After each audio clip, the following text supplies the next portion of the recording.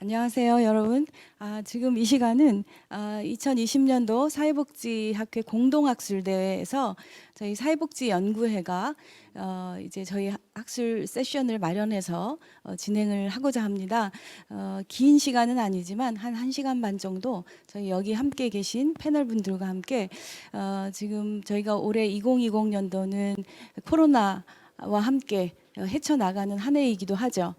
물론 사회보장과 관련한 또 우리 사회의 변화와 관련한 부분은 이전에도 굉장히 많은 이슈가 있었고 또 지금 현재에도 저희가 극복해야 되는 여러 문제가 있고 또 앞으로 포스트 코로나 시대에도 우리가 해결해 나가야 되는데 어떻게 보면 이런 중요한 사회 이슈나 문제들의 또 공통점이 있고요. 또 새롭게 우리가 또 해결해야 될 과제들도 있는 것 같습니다. 오늘 이 시간에는 지금까지 우리가 해왔던 여러 가지 사회보장과 또 사회복지 현장의 문제, 또 아울러 크게는 우리 사회의 전반적인 변화를 우리가 보는 시간을 갖도록 하겠습니다. 그래서 오늘 여기 나오신 우선 패널분들을 좀 소개하는 시간을 갖도록 하겠습니다.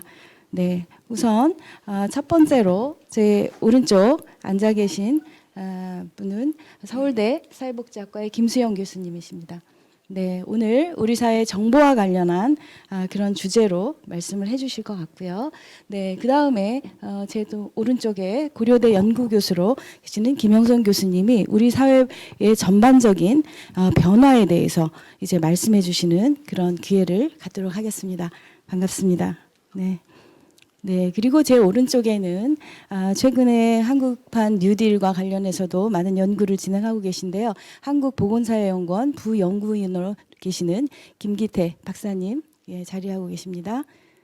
네, 그 다음에 또 오른쪽에 인천대 사회복지학과의 김혜미 교수님이 조금 더 구체적인 우리 사회복지 현장의 변화들 또 사회 서비스의 변화 이런 부분에 대해서 좀 말씀을 나누도록 하겠습니다. 저희의 진행 방식은 그냥 일반적인 발제 거기에 대한 토론 뭐 이런 방식보다는 아주 간략하게 좀 패널분들의 의견을 듣고 그 다음에 좀 자유롭게 저희가 좀 현안이나 미래 과제에 대해서 이야기하는 시간을 갖도록 하겠는데요. 저희가 기획할 당시부터 좀 역할을 분담을 했습니다. 사실은 우리 사회 전반적인 변화 속에서 네, 죄송합니다. 네, 전반적인 변화 속에서 우리 사회가 어떻게 전환해 가는가에 대한 좀 전반적인 우리 사회 변화를 좀 보실 수 있는 그런 어떤 이제 패널을 모셨고요. 그 다음에 특히 이제 이 언택트 사회로 가면서 우리 정보화라든가 여러 가지 변화들에 대해서 좀 우리가 나눌 기회를 가졌고요. 또 우리 전공과 관련해서 사회 보장제도 이런 어떤 내용 중심 또 현장의 문제 이렇게 좀 4개의 주제로 나눴습니다. 그래서 첫 번째 우리가 모두 발언과 비슷하게 여기 참석하신 패널 분들이 올해 2020년도 코로나와 함께 거의 이제 한 해를 마무리하는 이런 단계에 있는데요. 이 코로나 시대의 팬데믹 사태를 맞으면서 우리 사회가 어떤 상황에 있는가에 대한 약간의 진단 그리고 그것에 대해서 현재 우리가 좀 집중적으로 해결하고 짚어봐야 될 그런 내용들을 좀 간단하게 발제를 좀 부탁드렸습니다. 그래서 길지 않은 이제 발제를 통해서 좀 각 분야에서의 어떤 중요한 쟁점이나 이슈들을 저희가 이해하는 시간을 갖도록 하겠습니다. 그럼 처음으로 김영선 교수님께 좀 마이크를 전달하겠습니다. 우선 이제 간략하게 쟁점 중심으로 전해주시면 저희가 또 이후 토론을 통해서 좀 세부적으로 논의하는 시간을 갖도록 하겠습니다.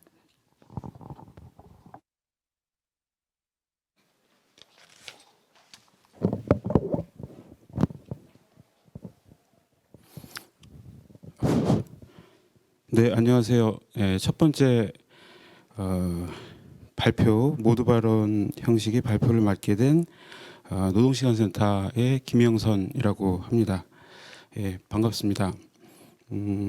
사회복지 관련 학회는 이제 처음인 것 같은데 분위기가 이렇게 환대하는 분위기인 듯한 인상이어서 일단 좋은 기분을 받았고 그 기분 쭉 이어나갈 수 있었으면 좋겠습니다. 자, 오늘 그 제가 이제 포인트를 이제 두는 지점은 이제 사회 보장보다는 이제 언택트와 관련된 사회 변화와 관련된 내용일 것입니다. 이 사회 변화를 이제 어떻게 파악할 것인가에 대한 이제 여러 가지 이제 방식이 있을 텐데요. 먼저 같이 공유하고 싶은 그 그림은 요 그림에서 보듯이 이제 시대 구분을 이제 뭐 네 가지로 쭉 했습니다만은 지금은 우리 이렇게 점선으로 놓여 있는 그 과정의 과도기, 그 변환의 시기, 변동의 시기에 놓여 있다라고 볼 수가 있겠습니다. 요 점선으로 표시된 요 부분이 기존 시대와 결정적인 차이를 이루는가, 아니면 기존 시대의 연장선상에 그저 다른 모습인가에 대한 논쟁이 있을 수가 있겠습니다만은 발표하는 저는 기존 시대와는 결정적으로 다른 어떤 모습들이 전방위적으로 표출되는 그 시작점에 우리가 서 있다라고 생각을 하고 코로나19라고 하는 특정한 상황 조건이 이 계기를 더 밀어붙이는 상황이라고 진단을 할 수가 있겠습니다. 이런 변화 상황을 이제 여러 가지 방식으로 이해할 수가 있겠지만 여기 자료에서는 보통 이제 사회학에서 그 노동사회학, 산업사회학에서 이제 노동과정론, 그 생산 방식의 변화, 그 특정한 사회의 생산 방식의 변화 속에서 그 사회를 진단하고 이해하는 방식을 취하는데 그 생산 방식을 이해하는 몇 가지 차원들이 그 내용들이 있고 그 지점들이 있습니다.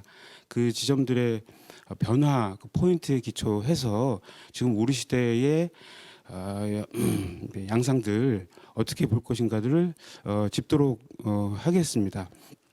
그 시작점은 이제 역사학자이자 역사사회학자인 한 논자의 그 텍스트로부터 시작을 했습니다. 지금 이제 파워포인트의 순서가 먼저 뒤로 넘어갔다가 앞으로 이제 넘어온 상황인데요. 이제 요거 이후에는 이제 순차적으로 진행될 것이라고 생각을 합니다. 전통 사회에서 산업 사회로 넘어가면서 노동 패턴이 그 태스크를 중심으로 하는 노동 패턴에서 시간 중심적인 노동 패턴으로 바뀌었다라고 하는 표현을 합니다. 이 시기 이후에 어떤 그 노동의 생산성을 시간당 생산성으로 이제 계산하는 어떤 움직임들, 그다음 시간 엄수라고 하는 독특한 태도들, 그다음에 노동력 시간으로 임금으로 이렇게 계량화할 수 있는 노동력의 개념이 본격적으로 등장을 했고, 크게 얘기하면은 노동 시간을 중심으로 해서 노동 자본 관계가 직접적으로 맞닿기 시작한 시기입니다. 예. 그래서 자본은 노동 시간을 늘리는 방식을 통해서 강도를 강화하는 방식을 통해서 생산성을 높이는 방식을 구사했던 것이고, 노동은 자본의 이러한 기획에 대해서 대항해서 시간 단축 투쟁, 그러니까 노동 시간을 단축하는 그 운동이라든가 임금 인상 투쟁을 전개해 왔고 19세기 초중반 이후 지금까지의 역사가 이 투쟁의 역사라고 볼 수가 있겠습니다. 그런데 19세기 지금 오늘 이 자리에 그 언택트 사회에서의 사회 보장을 이야기하는데 19세기 초반까지 거슬러 올라간 것은 이렇게 노동 시간을 중심으로 자본 노동 관계가 엮여진 이 관계가 빠르게 해체되고 있는 양상이 제일 큰 중요한 결정적인 문제의 지점이라고 진단을 했기에 시간으로 거슬러 올라가 봤습니다. 관련된 내용을 표를 통해서 다시 한번 이제 보실 수가 있겠습니다. 지금 우리 시대의 생산 방식을 무엇으로 정의할 것인가는 논쟁적입니다만은 유추를 해볼 수는 있겠습니다. 대량 생산, 대량 소비 시대의 이 포도주의 시기가 무조건 많이 만들고 많이 찍어내서 많이 파는 방식의 결정적인 위기가 옵니다. 시장이 다변화하고 수요도 급변을 하고 어떤 그런 맥락에서 무조건 상품을 찍어내는 방식으로서의 포도주의 생산 방식은 위기를 경험을 하게 됩니다. 이러한 위기에 대응해서 각 기업을 포함한 자본은 이 새로운 위기에 대응한 새로운 생산 방식을 구축했던 것입니다. 우리가 흔히 알고 있는 뭐 저스트 인 타임이라든가 적기 생산 방식이라든가 유연 생산 방식이 그런 이야기입니다. 그런데 이런 유연 생산 방식 시기에 그 감시라든가 노동자의 태도라든가 그 임노동 관계라든가 임노동의 여러 가지 양상은 그전 시기하고는 다른 그 모습을 취하게 됩니다. 뭐 일례로 밑에 이제 업무 특징과 관련돼서 그 밑에 이제 그 포도주의 시기의 업무 특징을 이제 근면하게라고 표현을 했는데요. 한우물 파기 시기에 정시에 출근해서 퇴근하기까지 볼트만 계속 조이는 시기에 한우물 파기 시기의 노동을 유연 생산 방식 시기에는 그 요구하지가 않습니다. 시장 상황에 적절하게 대응해서 문제를 해결하는 능력, 문제가 닥친 것을 함께 소통할 수 있는 의사소통 능력, 그다음에 개선 능력, 여러 가지 그 멀티 능력 같은 것들을 요구하고 고용 형태도 비정규를 강력하게 지향하기 시작을 했습니다. 그리고 단순히 근면하게 일하는 것뿐만이 아니라 스스로 알아서 주체적으로 문제를 판단하고 책임지고, 그러니까 진단하고 개선하고 그것을 또 질 수 있도록 하는 유연한 인간을 더욱 요구했던 상황입니다. 이런 이제 이런 시기, 그러니까 지금까지의 업무 특성이 그러니까 포도주의에서 유연생산 방식 시기로 넘어가면서 일련의 변화들이 보이긴 하지만 요 화살표에서 지금 체크하고 있는 요 부분이 이제 정규직의 비정규직화, 그다음에 외주화를 포함한 유연화의 시기라고 볼 수가 있겠습니다. 그리고 이 시기 때 그 다음 표에서 이제 보시면 이 시기 때 부상한 노동자들의 상태를 이제 여러 가지가 있겠지만 이제 가이스탠딩의 이제 프레카리아트라고 하는 이제 불안정한 노동자들의 상태를 그 특징지어서 그 이름을 붙인 프레카리아트라고 이름을 붙일 수가 있겠습니다. 모든 부분에서의 불안정성이 높아진 상태를 이제 한 논자는 프레카리아트라고 이야기를 하고 있습니다. 그렇지만 불안정성, 정규직이 비정규직화, 그 외주화를 포함한 유연화 상태에 놓여 있는 이 불안정한 상태라고 하더라도 여전히 그 자본 노동 관계는 노동 시간을 매개로 해서 관계를 맺고 있는 상태였던 것 비해서 지금 우리 시대의 플랫폼 자본주의 시대에 두드러지는 새로운 노동 형태, 그 가운데 플랫폼 노동자들은 노동 시간으로 자본과 관계를 맺고 있지 않고 건별로 노동하는 형태. 다시 말해서 자본은 그 노동 자본 관계의 불편한 지점들을 계속 제거해 오려고 했던 역사인데 그 이전에 그 불편했던 지점 가운데 이전에 불편했다고 여기는 지점 가운데 더 결절적이고 파급력이 크고 문제적인 지점이라고 할 수 있는 노동 시간을 해체하는 방식을 통해서 노동력을 활용하는 방식을 띠고 있다. 이런 방식에서의 노동자 투쟁과 시민사회 투쟁은 달라져야 할 것이라고 봅니다. 맨 밑에 그 다음 표에서 넘어가서 보도록 하면은 그 노동 조건을 향상시키는 방식을 포함해서 노동 관련법을 개선하는 방식을 포함해서 임노동자 중심의 사회보장법을 개선하는 방식을 취해 왔습니다. 여전히 시간을 중심으로 해서 그러니까 임노동자 베이스로 해서 이러한 어떤 그 노동투쟁 및 시민사회 운동, 그 복지체계 마련을 해왔던 역사에 비해서 지금은 그 시간을 매기로 해서 연결되지도 않고 있기에 시간 단축 투쟁도 적절하지 않는 방식이고 임금 인상 투쟁도 그 적절한 해법이 아니겠고요. 노동 관련법을 아무리 개정한다고 해도 새로운 플랫폼 노동을 포함한 새로운 노동 형태를 포함하기가 어려운 그 변화하는 시기, 자본의 노동 시간을 해체하는 모습들이 가속화되는 시기라고 진단해 볼 수가 있겠습니다.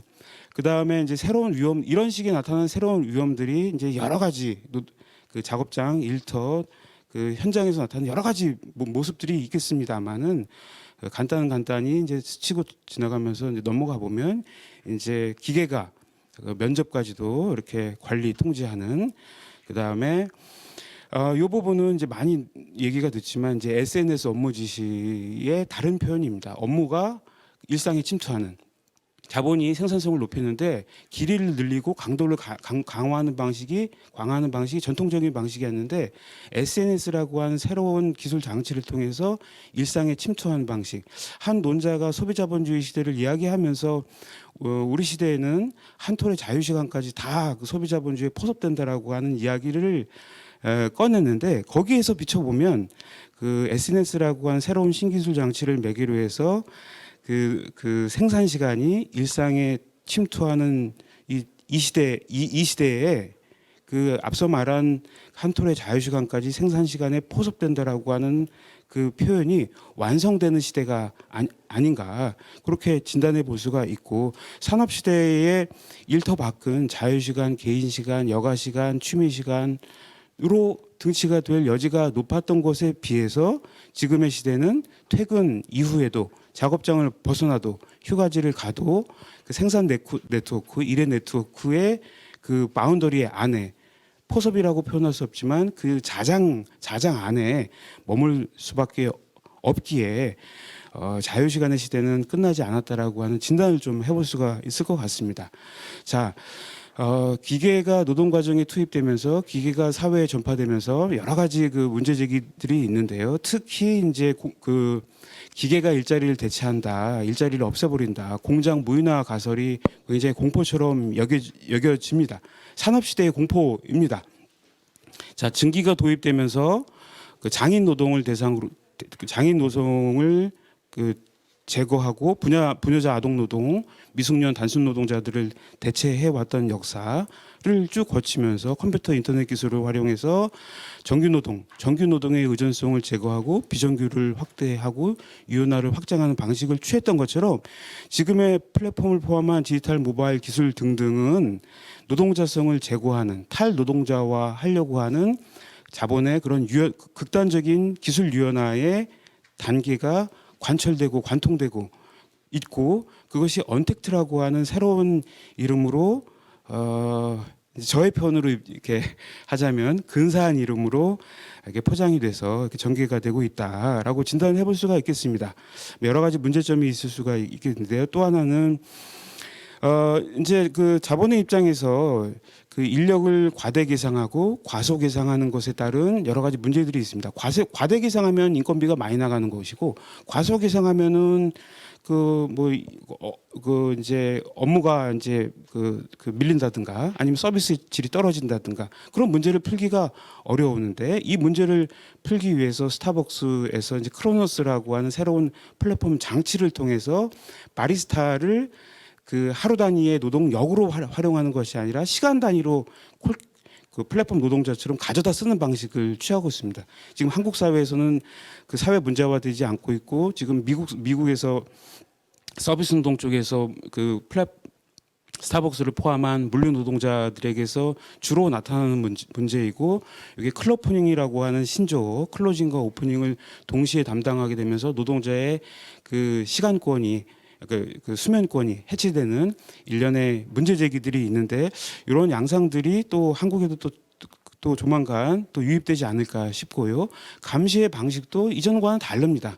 이전은 공장이라고 하는 특정한 시간과 공간을 중심으로 집단으로 감시하는 방식이었다면, 지금의 방식은 개별 단위로, 그리고 실시간으로 그 개별 노동자의 품행 하나하나까지 실시간으로 데이터화하는 사회에서의 감시는 이전과는 다른 방식의 감시. 이러한 감시가 실질적으로 가능하기에 이전에 자본이 두려워했던 재택근무 관리 감독이 항상 어렵다라고 하는 고민이 있었는데 이번에 외부적인 요인에 의해서 재택근무를 강제적으로 실시했던 그 경험을 했고 이렇게 데이터 실시간 감시가 가능해진 기술적 조건에서 향후 언택트 사회에서 디지털 언택트 사회에서 재택근무가 가능하다라고 하는 이제 간을 봤다라고 이제 생각이 들고 더 확대되는.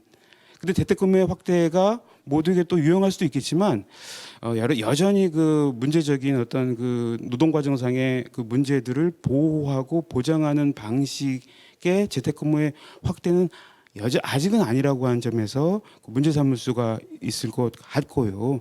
그다음에 그 부동산 없이도 수익을 취하고 게임을 개발하지 않고도 수익을 취하고 택시를 한 대도 가지고 있지 않고도 수익을 취하는 유통자본을 포함한 플랫폼 자본들이 막대한 수익을 취하고 있습니다. 그 분배가 불공평하기에 직접 개발에 참여한 노동자는 실질임금 인상의 혜택을 보지 못하고 여전히 열악한 노동 조건이 재생산되는 상황이 벌어지고 있습니다. 다시 말해서 개별 근로자 차원에서 개별 기업 차원에서 근기법이든지 산안법이든지 사회보장법을 가지고 문제 제기하는 것이 유용할 수도 있지만 이렇게 플랫폼 자본, 유통 자본을 포함한 플랫폼 자본이 그 위계적으로 작동을 하면서 막대한 수익의 상당 부분을 가져가는 이 맥락에서는 시장 전체 차원에서의 문제 제기도 필요한 상황입니다. 특히 이제 원화청 관계를 포함해서 모회사 자회사 간의 그 위계적인 그 관계 속에서 벌어지는 그 불공정한 거래의 양상들이 많이 표출되고 있습니다. 이런 것들을 더 공정한 방식으로 가져가기 위한 특히 유통자본을 포함한 플랫폼 자본을 통제하기 위한 그 노력들이 필요하다라는 생각이 듭니다. 마지막으로는 문재인 정부 초기에 그 4차 산업혁명이 화두였습니다. 그 4차 산업혁명은 지방어라고 하는 생각이 듭니다. 물론 그것이 세계 경제 포럼으로부터 출발을 했지만 한국에서 그것을 적극적으로 전방위적으로 활용하면서 정책 기조로 모두에게 이익이 되고 뭐 등등등 고된 노동으로부터 해방, 소비자 편의, 가처분 시간의 확보를 통해서 이야기를 했던 맥락이 있었습니다. 그런데 코로나 상황을 지나면서 안전을 명목으로 해서 그 4차 산업혁명이라고 하는 그 기술주의 담론이 언택트로 변주한 상황이라고 진단해 볼 수가 있겠습니다. 여기서는 그 자세한 설명이 들어가지 않지만 이 언택트라고 하는 표현이 지난 시기부터 있었지만 그 비상경제대책회의에서 4차 비상경제대책회의에서 적극적으로 선취가 되고 그것이 대통령 담화문으로 이전이 되고 그 언택트라고 하는 이름으로 사회적으로 확산된 한국만의 독특한 지방어가 우리 시대의 뉴노멀로 자리 잡은 기이한 현상이라고 보는데 저는 그 언택트라고 하는 블랙박스를 벗겨보면 이런 기술주의 담론의 다른 이름이지 않은가. 더 비판적으로 얘기하자면 규제 완화를 표방하는 기술주의 담론들의 정책들이 상당히 많이 포괄되어 있다. 마지막으로 진단을 하자면 포스트 코로나 이후에 이런 기술주의 담론이 안전, 근사한 예전에는 효율, 뭐 보호, 뭐 노동시간 단축, 가처분 시간 확대 등등 그런 기능주의적인 설명이었다면 보다 심미적이고 뭔가 안전 이런 안전이 그런 것들은 기술주의 담론을 정당화하는 더 기세등등한 프레임으로 지금 작동을 하고 있고 이런 맥락 속에서 극단적인 유연화 아까 말씀드린 그 스타벅스의 사례라든가 뭐 업무의 일상 침투라든가 코로나 시기 이후에 그 SNS 업무 지시가 늘어났습니다. 재택근무가 늘어나는 동시에 등등등 그런 여러 가지 양상들이 있는데 이렇게 새로운 위험들이 더 가속화되고 있습니다.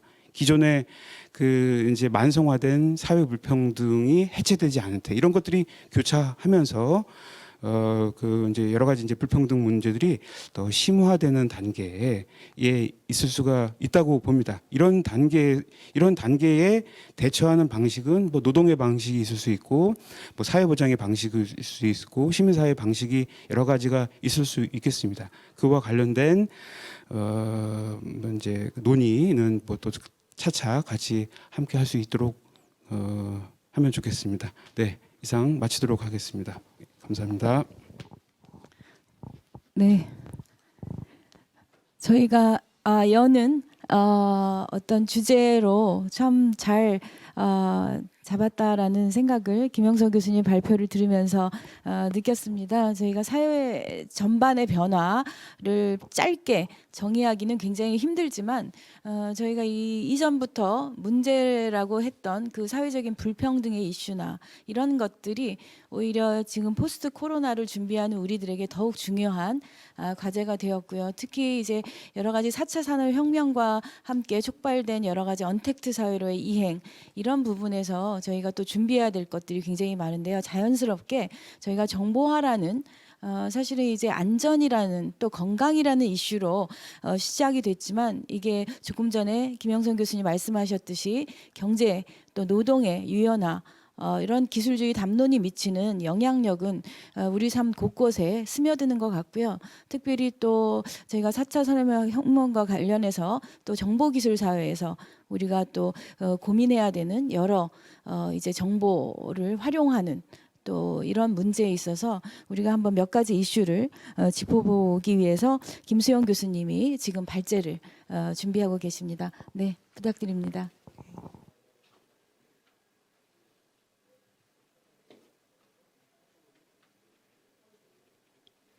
예, 안녕하세요. 김수영입니다. 저는 김현숙 박사님의 그 내용에 이어서 좀 거시담론의 이야기를 좀 드리려고 하는데요. 앞에 내용이 노동과 자본과 관련한 좀 거시적인 이야기였다면, 저는 국민과 국가의 관계에 대한 이야기를 중심으로 정보화에 대한 이야기를 하려고 합니다. 사실 4차 산업혁명이라는 이야기는 2016년에 처음 나왔고, 그것이 우리의 삶을 질적으로 바꿀 것인지에 대한 많은 논쟁들이 있었다고 봅니다. 그런데 그것이 코로나와 함께 이야기가 되면서 이게 우리의 일상을 정말 질적으로 바꿀 수 있겠구나라는, 문명사적인 전환이 될 수 있겠구나라는 생각을 많이 하고 있는 것 같은데요. 그건 근대 사회에서도 사실은 흑사병과 산업혁명이 같이 얽혀서, 그러니까 인간의 육체와 인간의 사회가 같이 얽혀서 어떤 문제를 일으키듯이 이번에도 그러한 그 패러다임 전환의 시기에 있다고 봅니다. 물론 그것이 어느 정도로 변화를 시킬 것이고 또 어느 정도로 제어할 수 있을지에 대한 문제는 차차 이야기를 더 해나갈 수 있는 문제일 것 같은데요. 실제로 패러다임 전환이라고 한다면 사실은 물적인 토대, 그리고 그것의 순환 방식, 그리고 가치에 대한 어떤 부분들이 있습니다. 근데 이 전체적인 이야기를 할 수는 없고요. 그 정보화와 관련해서 코로나 시대에 가장 많이 논쟁이 되었던 개인정보에 대한 문제, 그리고 그것을 국가가 관리를 할 때 이게 안전의 문제로, 아까 말씀드렸던 교수님이 말씀하셨던 것처럼 안전이라는 문제로 이야기되면서 개인의 정보가 수집되고 관리되는 형식에 대해서 이것을 어떻게 바라볼 것인지에 대한 이야기를 드리려고 합니다. 사실은 국가가 국민의 정보를 모으고 그리고 그것을 통해서 통제하고 관리하는 방식은 근대 사회에 오래전부터 있어왔던 방식이죠. 그래서 안보와 치안과 복지를 위해서 국민의 거주지 정보나 가족관계나 개인 정보들을 국가가 수집하고 그것이 교환되는 계약관계에 있습니다. 근데 그중에 사회복지가 사실은 국가가 수집하는 정보가 개인 수치 정보와 개인 인체 정보가 있는데, 세금을 내기 위해서 개인의 여러 가지 자산 정보나 소득 정보인 개인 수치 정보를 모으고, 치안과 관련해서는 지문이나 아니면은 국방의 문제들 때문에 개인의 인체 정보를 모으는데, 사회복지는 이 두 가지 정보를 같이 모읍니다. 왜냐하면은 소득 보장을 위한 수치 정보와 그리고 의료 서비스를 위한 인체 정보를 같이 모으는 가장 강력한 그런 정보의 시스템 중에 하나이죠. 그러면 이런 시스템이 그 지능 정보 기술의 발전으로 고도화된다라는 것이 가장 큰 그 시사점이고요. 그 문제가 이제 제가 그 네 가지의 방식으로 디지털 시대에 수집의 방식이 고도화된다고 볼 수 있는데, 아날로그 시대 때는 그 기관이 그냥 공공에 따로 떨어져 있는 기관이 개인 정보를 수집하는 수준이었지만, 이제 그게 디지털로 서로 연결되면서 데이터가 커넥션 되면서 우리가 데이터 매칭을 하죠. 그래서 자산 정보와 다른 가족의 자산 정보 혹은 가족 정보를 같이 매칭을 하는 단계가 있고요. 그다음에 두 번째로는 빅데이터입니다. 이것은 개인을 넘어서서 전체 정보를 수집해서 그 개인과 혹은 그 집단의 어떤 특성을 포착하고 행동을 예측하는 방식이죠. 그리고 세 번째는 바이오메트릭스라고 하는 생체를 인식하는 정보입니다. 그래서 개인의 정보와 개인의 인체 정보가 결합되는 방식이 있는 거고요. 그다음에 네 번째로는 사이버네틱스라고 해서 개인의 인체와 그다음에 기계가 연결되는 방식입니다. 이 네 번째 방식은 사실은 우리한테 굉장히 좀 안 익숙한 방식인데, 실제로 세 번째까지는 지금도 사회복지 분야에서 사용되고 있는 방식입니다. 그래서 1단계에서의 데이터 커넥션을 하기 위해서는 데이터를 여러 곳에 산재해 있는 데이터를 하나로 묶는 개인 식별 번호가 필요하죠. 그래서 내 정보가 은행에 있는 정보와 그리고 그 국민연금공단에 있는 정보를 매칭을 시키기 위해서는 같은 사람의 정보인지를 확인하기 위한 개인 식별 번호가 필요한데, 사실은 많은 국가가 이 개인 식별 번호를 가지고 있는 건 아닙니다. 근데 한국 사회에서는 주민등록번호라는 굉장히 중요한 개인 식별 번호가 있게 됨으로써 많은 정보가 순식간에 계약 관계나 법적인 절차에 따라서 모든 정보가 데이터 커넥션을 할 수 있는 그러한 입지가 마련됐다고 볼 수 있습니다. 그래서 이것을 가장 잘 사용한 게 우리 사회보장 정보 시스템이고요. 그래서 몇 년 안에 45개의 공공기관에서 2,000개 정도, 1,500개 정도가 되는 여러 정보들이 연계될 수 있었던 거죠. 그래서 소득 정보, 인적 정보, 서비스 정보가 연결되고, 이 방식은 사실은 사회보장 정보 시스템이 그 어떠한 국가의 정보 시스템보다 가장 강력하게 이걸 가지고 있습니다. 그리고 정성 정보인 그 사례에 대한 상담 내용까지 들어가 있기 때문에 이게 굉장히 강력한 어떤 시스템이라고 볼 수 있는 거죠. 그리고 최근에는 이게 이제 두 번째 단계인 빅데이터, 제가 두 번째 단계라고 했던 빅데이터 단계까지 넘어가서 최근에 이제 여러 가지 사각지대들이 발생하고 아동 학대나 이런 게 발생하기 때문에 그것을 미리 예측해서 발굴하는 그런 시스템들이 나오고 있는 거고요. 세 번째 단계는 바이오메트릭스라고 제가 했던 생체 인식의 방법입니다. 그래서 망막이나 홍채나 얼굴, 음성, 그리고 서명, 그다음에 여러 가지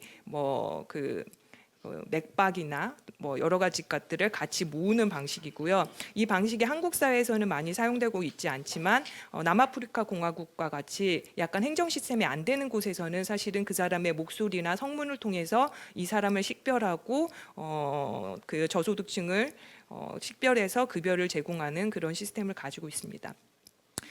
네 번째 단계는 사이버네틱스라고 말할 수 있는데, 이것은 사실은 그 장애인들이나 치매 환자들의 머리나 이런 곳에 칩을 인식하고 그것을 기계와 같이 연결시켜서 그 사람의 행동에 여러 가지 도움을 주려고 하는 그런 목표도 있습니다. 하지만 최근에 일론 머스크가 테슬라에서 지난 8월에 발표를 했는데, 머리에 뉴로링크라는 시스템, 그러니까 그 프로젝트를 통해서 머리에 이걸 인식을 하면은 우리가 치매나 아니면 장애 같은 것을 방지하거나 아니면 그 행동에 도움을 줄 수가 있고, 또 머릿속에 기억을 저장을 하는 그러한 방식을 쓸 수 있다고 해서 이게 사회복지적인 어떤 그런 하나의 그 기술로 소개를 했었습니다. 이런 부분들에 대해서 이제 비판을 할 수 있는 부분들이 있고, 그리고 그 방안에 대해서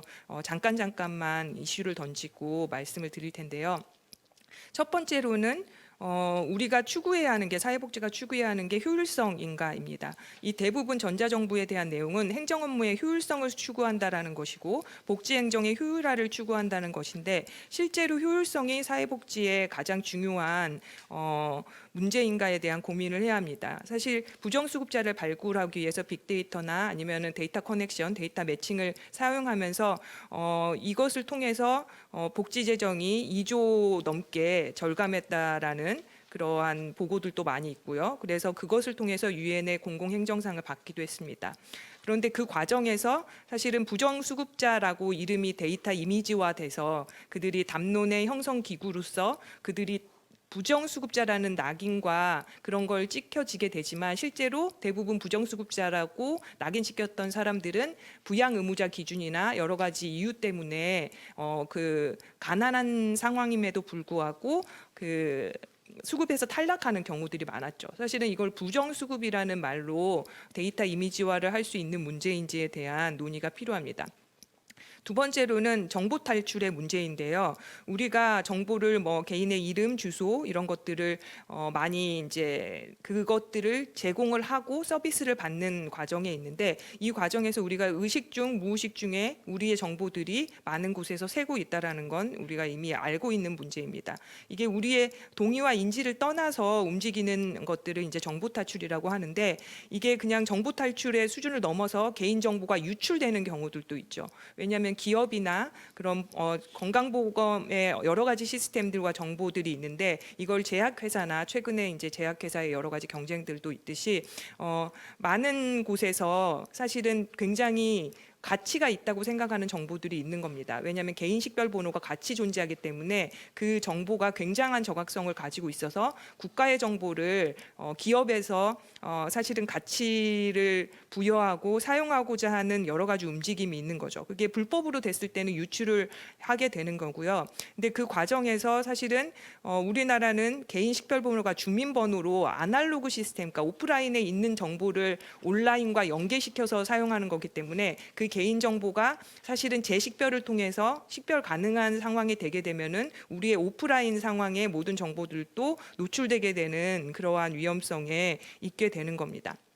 세 번째로는 이제 금융 정보와 행정 정보가 결합되는 과정 속에 있는 건데 우리가 그 신분증을 사용하면서 거기에 신용카드도 같이 넣듯이 사실은 점점 간편해지고 융합되는 그런 과정에 있죠. 그리고 이번에 그 디지털 뉴딜, 한국판 뉴딜 정책이라고 하는 부분에서도 산업을 위해서 국가가 가지고 있는 비식별 정보들을 그러니까 그 사용할 수 있는 그런 것들을 허가하는 여러 가지 내용들이 있었습니다. 근데 문제는 그것을 허가하냐 안 하냐가 아니라 허가하는 과정과 절차에서 굉장히 이게 윤리적으로 논의가 되고 수기가 돼야 할 문제들이 기계적으로 법제화되고 끝났다는 것이죠. 그래서 국민들이 이게 도대체 어떤 부분에서 합의를 했는지에 대한 이야기는 없이 그냥 법적으로 통과가 됐고 그 법에 의해서 정보가 모아지니까 합법적이다라는 과정으로 모든 문제들이 해결되는 것이 가장 큰 문제라고 볼 수 있습니다.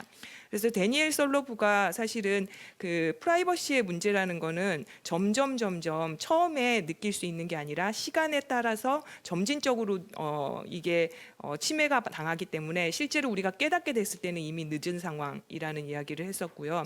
그 문제 때문에 이제 고민을 저희들이 같이 해봐야 하는 부분들이 있다고 봅니다. 그래서 간단하게 이 화두만 던지면 사실은 지금 이 디지털 사회에서 우리가 우리의 정보를 그냥 소유만 하고 가지고 있을 수만 없습니다. 계속 정보는 흐르고 있고 그리고 그걸 통해서 우리가 서비스를 받는 것이기 때문에 가장 극보수주의적으로 나의 정보를 제공하지 않겠다라고 하면 이 사회에서 할 수가 없는 부분이죠. 그래서 프라이버시에 대한 근대의 어떤 방식들은 사실은 나의 사적 공간을 공적인 곳으로부터 보호한다. 그러니까 나의 모든 공간들을 그냥 내가 공간적으로 보유한다라는 의미였다면은 사실 디지털 사회에서는 그런 방식의 프라이버시의 방식 논의들과 개념들은 재개정화될 필요가 있습니다. 카스텔의 네트워크 사회에서 이야기를 보면은 중요한 거는 이제는 장소가 아니라 흐름이라고 말을 했습니다. 그 말은 프라이버시라는 것도 더 이상 어떤 개인의 소유, 그러니까 내 정보가 나한테 소유되었기 때문에 그것을 내가 독점적으로 누릴 수 있다라고 보기에는 지금은 한계가 있고요. 그래서 정보의 흐름을 통제하는 것, 그러니까 내 정보를 내가 소유하는 것이 프라이버시가 아니라 내 정보가 어떻게 흘러가는지의 과정을 내가 통제할 수 있는 그런 흐름의 방식으로 프라이버시권에 대한 내용들이 바뀌어야겠고요. 그 과정에서 사전 통제 그리고 그 정보를 운영하는 국가가 운영했을 때 운영 통제 그리고 그 정보를 의사 결정을 할 때의 가부의 통제 그리고 그 결정 결과에 대한 사후의 통제의 모든 과정에 과정에서 프라이버시에 대한 논의들이 있어야 한다고 봅니다. 그리고 어차피 우리가 이 자동차를 몰고 다니면서 교통사고가 나지만 그것을 감수하면서도 그 차를 몰 수밖에 없는 그 사회적인 시스템이 됐죠. 그랬을 때는 우리가 어떤 특정 지역 혹은 너무 과속을 방지하기 위한 과속 방지턱이 있는 것처럼 정보에 대해서도 사실은 정보 과속 방지턱이 존재해야 한다라는 것이 저의 생각입니다. 그리고 개인 식별 번호 같은 경우도 우리나라는 주민등록 번호로 되고 있지만 다른 많은 국가들에서 주민등록 번호를 가지고 있는 나라들은 거의 없습니다. 사실은. 그리고 인터넷에 있는 식별번호와 오프라인의 식별번호가 동일할 필요도 없어요. 그래서 그 부분에서 개인 식별번호를 조금 더 그 프라이버시를 보호할 수 있는 방식으로 나가야 하는 부분들이 있습니다. 그리고 법제적인 방식으로서의 프라이버시 논의가 아니라 윤리적인 기준을 성립하고 그리고 논의하는 방식으로서의 프라이버시에 대한 논의가 필요합니다. 이거는 제가 좋아하는 그런 말이라 같이 넣는데요. 사실 우리가 어떤 사람에 대해서 지식과 정보를 많이 안다고 해서 그 사람의 관계가 좋아지고 그리고 신뢰가 쌓이는 건 아닙니다. 사실은 어떤 사람과 사회에 신뢰가 쌓이기 위해서는 그 사람에 대한 지식과 정보를 캐지 않아도 될 때 우리가 그 부분에 대한 신뢰가 쌓인다고 볼 수 있죠. 그래서 실제로 사회가 안전하고 신뢰가 있는 사회라고 말을 할 때 꼭 많은 정보를 수집해서 그거를 관리하고 통제해야 하는 것인가에 대한 논의가 필요하다고 생각합니다. 네, 이상입니다. 네, 김수영 교수님 감사합니다. 우리가 4차 산업혁명으로 촉발되었고 또 팬데믹 코로나19로 인해서 이제는 언택트 시대를 자연스럽게 받아들인 상황에서 우리가 이 정보라는 것을 어떻게 단지 기술적 차원이 아니라 사회 차원에서 또 이제 사회보장의 전환 시대에서 이 정보 기술을 어떻게 우리 삶에 접목시키고 또 국가가 이런 정보를 어떻게 가치적으로 또 활용하는 인식하고 이것을 단지 기술적 측면에서 기능적으로 활용하는 문제에 대해서 좀 다시 한번 짚어볼 수 있었던 시간인 것 같습니다. 자, 이제는 언택트 시대 사회보장 전환, 사회보장 정책을 조금 더 깊이 들여다볼 필요가 있을 것 같습니다. 우리나라도 지금 이제 한국판 뉴딜을 통해서 이제 언택트 시대 또 이제 여러 가지 사회보장 체계를 어떻게 전환할 것인가라는 많은 논의들이 지금 급속히 진행되고 있고요. 그런 어떤 일면을 우리가 한번 또 들여다보는 시간이 될 것 같습니다. 네, 김기태 박사님 부탁드리겠습니다. 예, 안녕하세요. 저는 소개받은 한국보건사연구원의 김기태라고 합니다. 처음에 이 주제를 제안을 받았을 때 제가 그 패널 토론이라고 말씀을 들어서 제가 그 용어를 잘 몰라서 토론으로만 생각을 하고 안이하게 그 홍서임이 그 교수님의 그 요청에 응했는데 이게 발표의 성격이 있더라고요. 그래서 덕택에 아주 새로운 공부를 많이 하게 됐습니다. 제가 이제 말씀드리게 될 부분은 약간 좀 뭐랄까요, 이제 포괄성이 큰 어떤 내용이고요. 포괄성이 큰 내용이고요. 그 언택트 시대의 어떤 사회정책의 방향이 어떠한 것지에 대해서 좀 말씀을 간단히 드리도록 하겠습니다. 그 방향을 사실 말씀드리기 전에는 이게 하나의 전제가 좀 필요할 부분이 있을 것 같은데요. 언택트 시대의 사회정책의 방향을 논한다라고 한다면 이 언택트 시대가 얼마나 지속될 것인가, 이를테면 코로나로 인한 그 언택트 시대의 어떤 흐름이 매우 빨리 끝난다라고 한다면 사실 기존의 질서로 돌아올 수도 있는 거겠지요. 그렇다고 한다면 그 한 가지 전제, 그러니까 두 가지 전제를 좀 일단 봐야 될 필요가 있을 것 같고요. 그래서 간략히 말씀을 드리면 폰트가 좀 많이 깨진 것 같네요.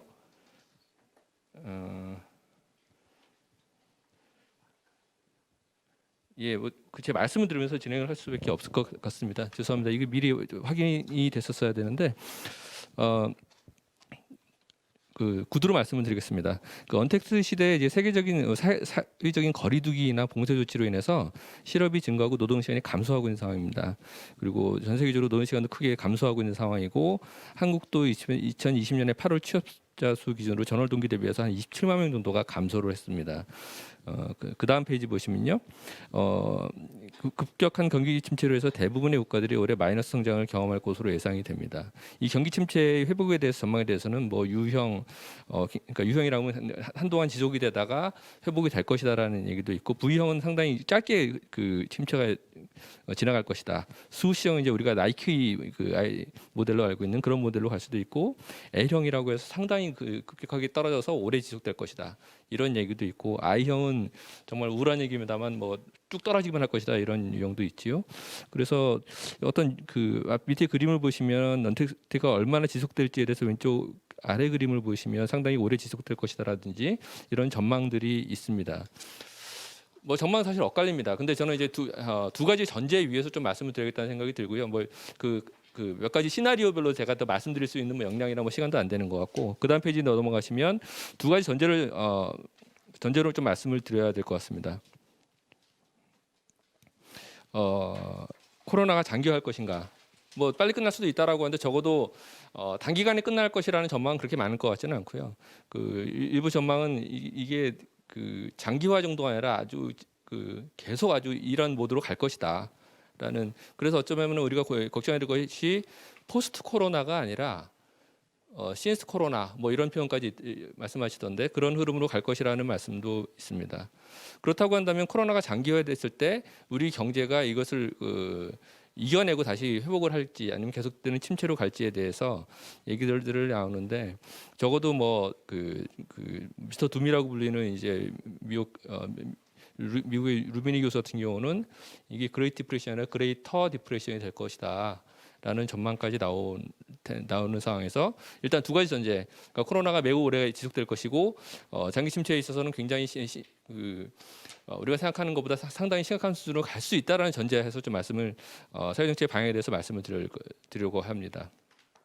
그렇다고 한다면 이 두 가지 전제에서 그 지금 언택트 시대가 우리는 사회정책의 측면에서 보면 위기일까 기회일까, 이런 어떤 그 함의가 무엇일지에 대해서 간단히 살펴보고 그 다음에 사회정책의 방향에 대해서 말씀을 드리도록 하겠습니다.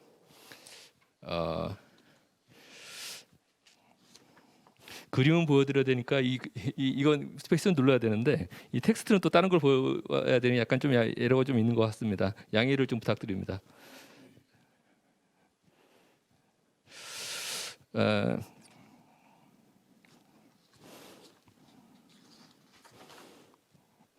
예,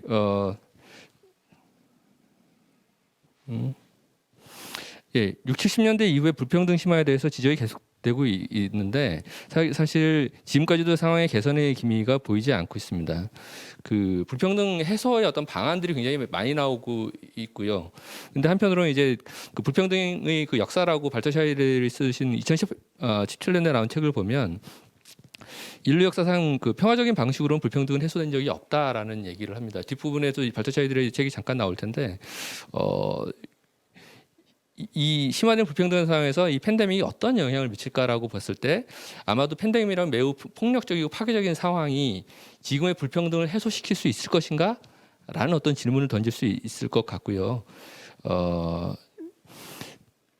이 코로나 확산으로 인한 이 그레이터 디프레션이 현재의 국가 및 전 세계적인 규모의 불평등을 더욱 심화시킬 것인가, 아니면 그 사회적 연대를 통해서 심화하는 불평등을 완화하는 계기가 될 것인가. 그러니까 첫 번째 시나리오는 어떤 위기 시나리오고요. 두 번째는 어떤 회복의 시나리오, 혹은 우리가 그러니까 위기들이 사회 정책에 어떤 개선에 영향을 미치는 그런 그 계기가 될 것인가라는 어떤 그러니까 두 번째 시나리오가 될 것입니다.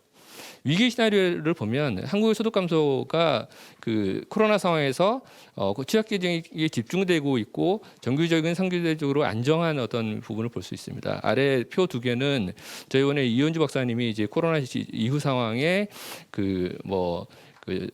이 소득 수준이나 아니면 정규직, 중소상 직위에 따른 어떤 소득 감소 부분이 있었느냐 물어보는 건데, 어찌 보면 예상 가능한 것처럼 그 취약계층에서 소득 감소 부분이 매우 크고 소득 감소에 대한 경험이 큰 것입니다. 그렇다고 한다면 지금 코로나 상황은 역사적으로 지속된 불평등을 더욱더 심화시키는 방향으로 영향을 미치고 있는 것 같고요. 그뿐만 아니라 국가 사이, 그러니까 소위 말하는 선진국과 후진국 사이에서의 갭도 늘리고 있고요. 재정적인 투자를 할 수 있는 여력들도 국가마다 큰 차이가 나다 보니까 선진국들이 그나마 이 위를 헤쳐나가는 데 비해서 빈국들은 더 큰 타격을 받고 있다.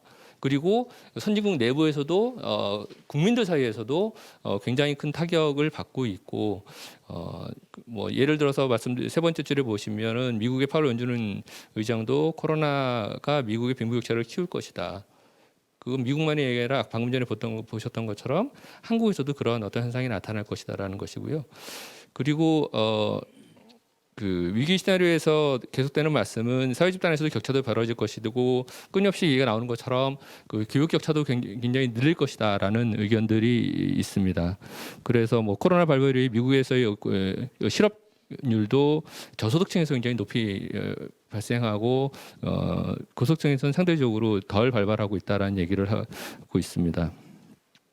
한 가지 이제 그 아까 전에 말씀드렸던 것처럼 발터 샤이델이라는 분이 이제 우리나라에서는 불평등의 역사라는 책으로 번역이 돼 있었는데 이 책을 보면 그러니까 그 역사상 불평등이 해소된 어떤 계기는 매우 폭력적인 방식을 통해서 이루어졌다라고 얘기를 하는데 그 네 가지가 보면은 국가의 실패나 혁명, 전염병 혹은 전쟁을 통해서 이루어졌다라고 얘기를 하고 우리가 지금까지 겪고 있는 복지 국가도 많이들 얘기하는 것이 2차 대전의 영향 그리고 뭐 스페인 내전 같은 전염병의 영향을 미쳤다라는 얘기가 있지요.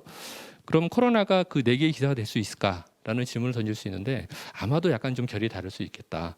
왜냐하면 발터샤이들이 얘기했던 그 전염병의 전형적인 예가 흑사병이었는데 흑사병이 그 불평등을 해소했던 이유는 흑사병이 유럽에서 인구의 4분의 1을 앗아갔거든요. 그러면서 그 사람들의 그 노동력 값이 매우 높아집니다. 그런 방식으로 그 불평등이 해소가 됐었는데 과연 지금의 코로나가 그 정도로 큰 뭐 그렇게 바람직하지도 않은 시나리오고 그 정도로 사람들을 많이 앗아갈 것 같지는 않습니다. 다만 이 코로나라는 상황이 어쨌든 전쟁과 혁명과 국가의 실패 같은 그러니까 어쨌든 어떤 시스템의 그 큰 어떤 차질 혹은 붕괴를 가져올 수 있다는 측면에서는 사회정책의 어떤 그 새로운 계기가 될 수는 있지 않을까라는 생각은 하고 있습니다. 그 기회 시나리오라는 측면에서 보면 제가 애니메이션 기능을 염두에 두지 않고 만들었는데 이런 그 표 순서가 약간 다르게 나옵니다. 양해를 구하겠습니다. 그 실제로 그 스페인 독감이나 코로나나 아니면 흑사병 같은 예들이 사회 정책의 진화를 만들었던 사례들이 있긴 있습니다. 20세기에 스페인 독감이 미국의 공공주택 건립의 계기가 됐다라고 주장하는 바가 있고요. 그리고 19세기 콜레라가 이제 미국에서 녹지 공간을 만들었고 런던에 상수도를 건설했던 계기가 됐고 파리에서는 쾌적한 도시 공간을 선물했다라고 합니다. 그래서 파리에서는 자료를 찾아보니까 나폴레옹 3세가 새로운 길을 열고 공기와 빛이 부족한 노동 계급 거주지를 더욱 건강한 곳으로 만들고 파리 안의 모든 곳에 햇빛이 비추게 하자. 이런 얘기를 하면서 실제로 그 도시 공간을 좀 쾌적하게 만들었다라고 합니다. 그 연대 시나리오, 그러니까 사실은 전염병이라고 하는 것이 그 빈자 물론 이제 그 전염병이 도는 과정에서도 어떤 불평등의 부분이 있긴 하지만 원칙적으로 사람을 구분해서 전염병이 감염이 되지는 않습니다. 그런 측면에서는 그러니까 연대의 어떤 그 경험들이 실제로 세계적으로 목격이 되는 부분이 있고요. 그 프로토콜에서는 이제 국내 체류하는 난민과 이주민에게 일시적인 시민권과 사회보장 그리고 건강보장의 어떤 권리를 부여한 바가 있습니다. 스페인 역시 국내 체류 집시 인구를 대상으로 해서 생활용품을 주기도 하고 집시 아동을 대상으로 하는 교육 정책을 강화하는 바가 있습니다. 이런 방식으로 그 취약계층, 빈곤계층을 대상으로 하는 연대 의식이 좀 현대는 어떤 부분들이 좀 있는 것 같습니다. 그렇다고 한다면 역시 코로나라고 하는 이 상황 자체가 언택트라는 상황 자체가 사회정책 측면에서 어떤 위기이면서 약간 그 동시에 어떤 사회적인 새로운 프레임을 바꾸는 그 기회가 될 수 있겠다. 그런 말씀들이 실제로 이제 피터 테일러 구비 연구의 켄트데이 교수님이시죠. 그분이 하시는 말씀이 자기가 살면서 공공부자 혜택을 받을 것이라는 생각조차 안 해봤던 사람들이 어쩌면 급여를 신청해야 할지도 모르겠다고 생각하고 있을 것이다. 혹은 또 코로나 상황에서 정부 정책에 중요한 변화가 없는 한 불평등은 앞으로 더 심화될 것이라는 부분이 있고 그에 따라 사회정책에 대한 수요를 늘릴 것이다. 라는 얘기를 하고 있습니다. 어찌 보면은 위기냐 기회냐라는 양분법적인 접근이 아니라 위기라서 어찌 보면 사회 정책이 더 필요한 부분이 있지 않을까라는 생각이 듭니다. 이러한 어떤 그러니까 코로나 혹은 언택트가 가지고 있는 어떤 사회 정책적인 함의들을 간단히 살펴봤고요. 사회 정책의 방향에 대해서는 시간이 많지는 않은데 간단히 한 4가지 정도로 말씀을 드리겠습니다. 더 더 과감한 재부의 정책이 필요하다라는 어떤 말씀인 건데요. 그러니까 지금 상황이 어찌 보면 1차 대전 이후에랑 유사하다는 말씀을 많이 합니다. 그러면서 저희가 좀 볼 수 있는 부분은 이제 미국의 루즈벨트 정부의 어떤 뉴딜 정책을 생각해 볼 수 있을 것 같은데요. 그러니까 루즈벨트 정부가 1933년도에 굉장히 1차 뉴딜이라면서 굉장히 우리가 잘 알고 있는 그 테네시강 개발이 있는데요. 오히려 더 사회정책적인 핵심은 35년의 2차 뉴딜입니다. 그 당시에 이제 와그너법 제정을 통해서 노조 권한을 강화하고 사회보장법을 제정하면서 사회보장 제도를 구축을 했습니다. 이 당시에 그 대공황 이후 그 전후의 어떤 미국 사회의 그 맥락에서 굉장히 위기였을 때 미국은 복지 확장, 더 과감한 재분배를 통해서 그 파시즘과 맞선 어떤 그 경험이 있습니다. 그 당시에 이제 소득세 같은 경우는 최고세율을 79%까지 올렸었는데 어찌 보면 비슷한 수준에서의 자본주의 어떤 그 뭐랄까요? 자본주의 재분배의 측면에서의 자본주의 실패, 그리고 코로나라는 어떤 그 위기 상황, 그리고 그 전반적인 어떤 경기 침체 이런 부분을 고려하면 30년대 미국의 접근을 좀 참고해 볼 수 있지 않을까라는 생각이 있고요. 두 번째는 마이너스 성장에 대비하는 방식이 좀 접근이 필요하다는 생각이 있습니다. 예, 우리가 잘 알고 있는 전후의 그 복지국가는 대부분 지속적인 성장의 그 안정적인 근거를 마련해 왔습니다. 그러나 이제 어쩌면 지금과 같은 코로나가 장기화되고 장기 침체가 지속된다면 고성장 시대와 함께 뭐랄까 스텝을 같이 밟아오면서 성장했던 복지국가에 대한 근본적인 성찰이 필요하지 않을까라는 생각이 듭니다. 오히려 저성장 혹은 역성장의 시대의 사회정책의 흐름에 대한 매우 적극적인 검토가 필요하다는 생각이 들고요. 연관지어서 말씀드리자고 한다면 그 복지 국가가 자본주의와 스텝을 같이 밟아오면서 그 근본적으로 가지고 있던 한계라는 부분이 있을 것 같고요. 그 피츠파크와 카일이라는 그 분들이 쓰신 논문에 보면 복지 국가가 세 가지 측면에서 어떤 한계를 말씀을 했는데, 첫 번째가 그 메타 이데올로기의 경제 성장에 대한 맹신, 경제 성장과 같이 어찌 보면 쌍생아처럼 그 같이 성장해 온 복지 국가에 대한 얘기가 있을 것이고요. 두 번째는 고용에 대한 과도한 의존. 이 고용의 근거에서 복지국가 모델을 만들어 왔던 것에 대한 좀 근본적인 성찰이 필요하다. 그리고 국가 중심적인 어떤 중앙 집권화의 모델에 근거한 접근의 문제가 있다. 이건 어찌 보면은 김승 교수님이 말씀하셨던 그 국가와 개인과의 문제, 이런 맥락과 연결될 수도 있을 것 같다는 생각이 들고요. 이와 같은 생태주의적인 접근이 지금 상황에서는 복지국가의 어떤 모델에 대한 근본적인 재성찰을 좀 요구하지 않을까라는 생각이 있습니다. 마지막으로 이 역시 이제 방금 전에 김수영 교수님이 말씀하신 그 맥락일 수도 있을 텐데요. 그 디지털화 사회정책이라는 부분이 있고, 이 복지 기술이라는 부분이 그 개인과 국가의 관계에서 매우 적극적으로 사용될 수 있을 여지가 있고, 뭐 저희 원에서도 사실 많은 분들이 그 데이터를 근거로 해서 이번에 긴급 복지 재난지원금 같은 걸 줄 때 더 많은 데이터들이 개인들을 지원할 때 도움이 된다라고 생각을 할 수 있을 것이고, 김수영 교수님께서 우려하시는 바대로 이것이 개인과 국가의 관계에서 그 프라이버시를 심각하게 침해하거나 정보 유출이 될 수 있는 부분들이 있다라고 얘기를 하는데, 언택트 시대에 우리가 그 더 많은 어떤 기술들을 어떻게 개발시키면서 컨택트에 따른 리스크를 줄여 나갈 수 있을까? 이 부분에 대해서도 그러니까 어떤 방향이 이미 정해지는 바는 아니지만 그 우려와 기대들을 동시에 고려해가는 접근이 필요하지 않을까라는 생각이 듭니다. 예, 이것으로 발표를 마치겠습니다. 감사합니다. 네, 김기태 박사님 감사드립니다.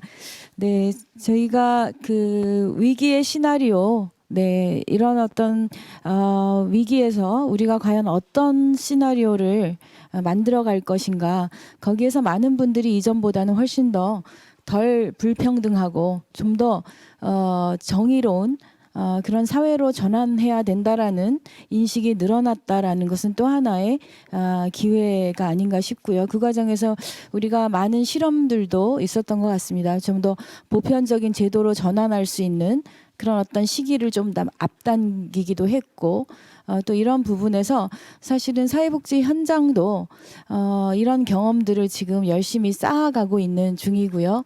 굉장히 서툴지만 우리가 굉장히 기능적으로 빠르게 만들어갔던 여러 어떤 사회복지 현장이 이제는 좀 더 가치적인 측면, 또 우리 주변의 삶을 돌아보는 좀 더 거시적 차원에서의 담론들을 한번 같이 고민하는 계기도 또 됐던 것 같습니다. 우리 사회복지 현장은 물론 이제 위기 대응 차원에서 굉장히 긴급하게 많은 활동을 그동안 해왔기도 했고 또 그러면서 이런 고민들도 지금 함께 이루어지고 있습니다. 이 주제에 대해서 인천대 김혜미 교수님께서 좀 정리를 해서 전달해드리고자 합니다. 네, 김혜미 교수님 부탁드립니다. 네, 안녕하세요. 이번 사회복지 서비스의 전환에 대해 주제 발표를 맡은 김혜미입니다. 앞서서 박사님께서 말씀해 주셨는데 저도 사실은 이 마지막 그 발제자이기도 하면서 이 주제에 대해서 사실은 고민을 좀 많이 하고 들어왔던 것 같습니다. 사실 사회복지 서비스라는 것이 유형별로 또 영역별로 그 전달 체계도 굉장히 상이하고 범위와 어떤 그 서비스 전달 방식 이런 것들이 굉장히 광범위하기 때문에 사실 어떤 특정 어떤 서비스 하나만을 가지고 얘기를 하기도 굉장히 모호한 그런 부분이 있고 주어진 시간이 이제 짧다는 그런 한계가 있어서 이에 대해서 미리 일단 양해 말씀을 좀 구하고 또 시작을 하겠습니다. 앞서서 김기태 박사님이 말씀해 주셨는데 제가 오면서 오늘 이제 기사를 보다 보니 이제 현재까지는 저희가 코로나19에 대해서 이제 팬데믹이라는 표현을 썼는데 이제 팬데믹이 아니라 엔데믹이 될 것이다라는 그 여러 의학계 그 학자분들의 그 예측에 대한 기사를 읽고 왔습니다. 즉 앞으로 그러니까 우리의 모든 바람은 이제 언젠가는 코로나가 종식이 되어 우리가 기존에 알던 어떤 생활로 돌아갈 것이다라는 희망을 갖고는 있지만 사실상 그럴 가능성은 매우 낮아 보인다라는 그런 현실을 우리가 직면을 하고 있는데요. 네, 그래서 저는 이번 시간에 그럼 현장에서 그러면은 우리가 고려해야 할 점, 지금 세 분 발제자분들께서는 사실 굉장히 중요한 말씀을 많이 해주셨는데 사회복지 현장에서 우리가 실천을 할 때 어떤 부분에 있어서 어려움이 있고 어떤 부분에 있어서 우리가 좀 논의를 해야 되고 준비를 해야 되는가에 대해서 얘기를 나누고자 합니다. 네, 다들 잘 아시겠지만 사회복지 시설은 사실 저희가 이제 코로나 상황을 맞이하면서 장기 휴관이라는 이름 하에 많은 서비스들이 이제 중단되는 그런 상황에 있었습니다. 그리고 장기 휴관으로 인해서 이용자 대상 직접 서비스는 대부분 중단이 되었고요. 이제 긴급 서비스, 돌봄 서비스라던가 그 외 서비스들만 좀 부분적으로 여태까지 진행이 되어 왔습니다. 그리고 이제 서비스 전환, 그렇다고 해서 이게 휴관이라고 해서 이제 많은 분들이 생각하시기에 그러면 일을 하고 있지 않는, 정말 문을 닫고 있는 상황이냐, 그런 건 아니고 다른 어떤 경로를 통해서 서비스 제공을 해야 되는 그런 상황이었기 때문에 사실 각 영역별 또 기관별 실무자들께서는 굉장히 많은 고민을 하시고 또 지난 10개월 동안 아주 많은 노력을 해오신 걸로 저는 알고 있습니다. 네. 그래서 이미 현장에서는 1월 이후부터 지금 현재 10월인 10개월 동안 이제 온택트 사회복지 서비스를 정말 열심히 제공을 하고 계시고 있습니다. 그 사회복지 영역별로 디지털을 위해서 다각적으로 정말 노력을 많이 하고 계시고요. 그래서 현장 사례 제가 몇 가지만 조금 나누고자 합니다. 제가 현장에 종사하고 있는 그 실무자가 아니고 저는 이제 주변 관찰자로서 또 관계자로서 이제 많이 여쭤보고 또 이제 살펴본 그런 예시들인데요. 네. 첫 번째 그 현장 사례는 제가 이제 사회복지관 협회에서 주관한 온택트 라이브 콘서트를 이제 보고 거기서 이제 나온 자료들 몇 가지를 발췌한 건데요. 예를 들어 대구 법물종합사회복지관에서는 그 모든 직원 대상으로 동영상 제작 위한 교육을 먼저 다 제공을 하고 이걸 이수하게 했다고 합니다. 그리고 아동총회 회의 이런 것들을 온라인으로 실행을 하셨고요. 어르신 대상으로는 노래교실이라든가 다양한 어떤 서비스를 이제 유튜브나 혹은 줌을 통해서 진행을 하셨다고 하고 이제 취약계층 물품 지원이라든가 어버이날 행사 같은 것은 이제 직접 방문해서 지원하는 그런 식으로 서비스를 제공을 하셨다고 발표를 하셨습니다. 이제 생명종합사회복지관 같은 경우에는 마을방송국이라는 어떤 새로운 서비스를 이제 도입을 하셨죠. 그래서 이것이 마을 놀이터 또 이제 지역 주민의 어떤 소통의 플랫폼이 될 수 있도록 이걸 만드셨고요. 그 지역 주민이 스스로 DJ가 돼서 이제 프로그램 기획을 하고 또 소통을 하는 그런 기회들을 많이 제공을 했다고 합니다. 그래서 그런 예시가 슬기로운 집콕 생활, 달고나 커피를 만나다, 덕분에 챌린지 등등 다양하고 흥미로운 그런 프로그램들이 이런 방송국이라는 플랫폼을 통해서 진행이 된 것 같습니다. 예, 그리고 세 번째 사례는 포천 종합사회복지관에서 한 건데요. 여기서는 드라이브스루, 요즘에 이제 굉장히 이제 핫하죠. 예, 그래서 드라이브스루로 바자회 사업을 하셨다고 합니다. 예, 그래서 기부 문화 형성을 위해서 이제 많은 주민들이 참여하실 수 있는 방식으로 예, 드라이브스루를 하셨다고 하고요. 또 아마 이거는 포천 종합사회복지관뿐만 아니라 대부분의 사회복지 시설에서는 이제 카카오 채널 등을 이제 운영을 하고 계신 걸로 예, 알고 있습니다. 그리고 네 번째 사례는 태화 샘솟는 집에서는 이 온택트 사회복지라는 그 사례집 발간을 이미 하셨습니다. 그래서 정신장애인들 대상으로 어떤 식으로 서비스를 제공을 하고 있는지에 대해서 책을 발간을 하셨고 이제 그 내용을 이제 내용을 봤는데요. 이제 짧게 온라인 공동체를 구축을 하셨고요. 그리고 이제 PC 등 지금 아마 교육부에서 학교에 지원하듯이 이제 필요하신 분들에게 필요한 이제 PC나 디지털 그 기기를 지원을 하셨고 이제 유튜브 채널, 방송 이런 것들을 지속적으로 준비를 진행을 하고 계시고요. 그다음에 이제 111 신문이라고 하는 것을 111 신문 해서 이제 인터넷으로 제공을 하고 소식을 전하고 있고 밀키트와 랜선 건강 클럽 등 같은 것을 운영하고 계신다고 합니다. 그래서 이제 왼쪽 하단의 사진을 보시면 이제 사례집에서 나와 있던 실려 있는 사진인데요. 실제 건강 교실을 이제 영상으로 저희가 지금 학회를 하는 것 같이 찍으셔서 이것들을 이용자분들께서 이제 각자 집에서 보시고 따라하실 수 있게끔 서비스를 제공을 하시고 있는 모습입니다. 제가 사실 이제 보여드리는 사례는 굉장히 그 4개밖에 안 되지만 사실 전국에 있는 아주 많은 사회복지 시설에서는 이 외에 더 많은 노력들을 기울이고 계시고 정말 열심히 진행을 하고 계시다는 것을 꼭 말씀을 드리고 싶었고요. 다만 이제 조금 더 말씀을 드리고 싶었던 거는 이제 코로나라는 것을 우리가 대부분 사회적으로 약간 의료적인 위협, 그러니까 보건 체계의 위협이고 이제 건강의 위협, 생명의 위협으로 우리가 이제 생각을 하는데 사실은 사회복지 영역에서 우리가 꼭 잊지 않고 다뤄야 되는 것은 이거는 심리사회적인 위기. 상황이다라는 것입니다. 근데 아직까지 제가 느끼기에는 우리가 심리사회적인 위기 상황이라고까지는 체감을 못하고 있는 것 같아요. 1차적으로 너무 이제 생명과 어떤 건강과 이런 부분에 대한 이제 그 부분이 크다 보니까 그런 것 같고요. 또 현재까지 우리나라 전 세계적으로도 유사한 상황일 수 있겠으나 코로나19 대응 정책은 의료 보건 모델에 입각해서 진행이 되고 있습니다. 사회복지관도 크게 다르지 않고요. 그렇다면 우리가 이런 이제 건강, 보건의 어떤 위협과 더불어 심리사회적 위기를 지금 경험하고 있는 이 상황 속에서 우리는 어떻게 대응을 해야 되며 사회복지관과 사회복지 시설과 또 우리 사회복지사들의 역할은 무엇인가에 대해서 좀 고민을 해볼 필요가 있습니다. 네, 그래서 이제 사회 서비스, 사회복지는 그렇다면 우리의 역할은 무엇인가? 그래서 이제 필수 노동자라는 얘기가 이제 슬슬 나오고 있습니다. 그래서 제가 알기엔 10월 초에 이제 범정부 차원에서 태스크포스 팀이 이제 만들어져서 필수 노동자에 대한 어떤 보호에 대해서 지금 논의가 진행 중인 것 같은데요.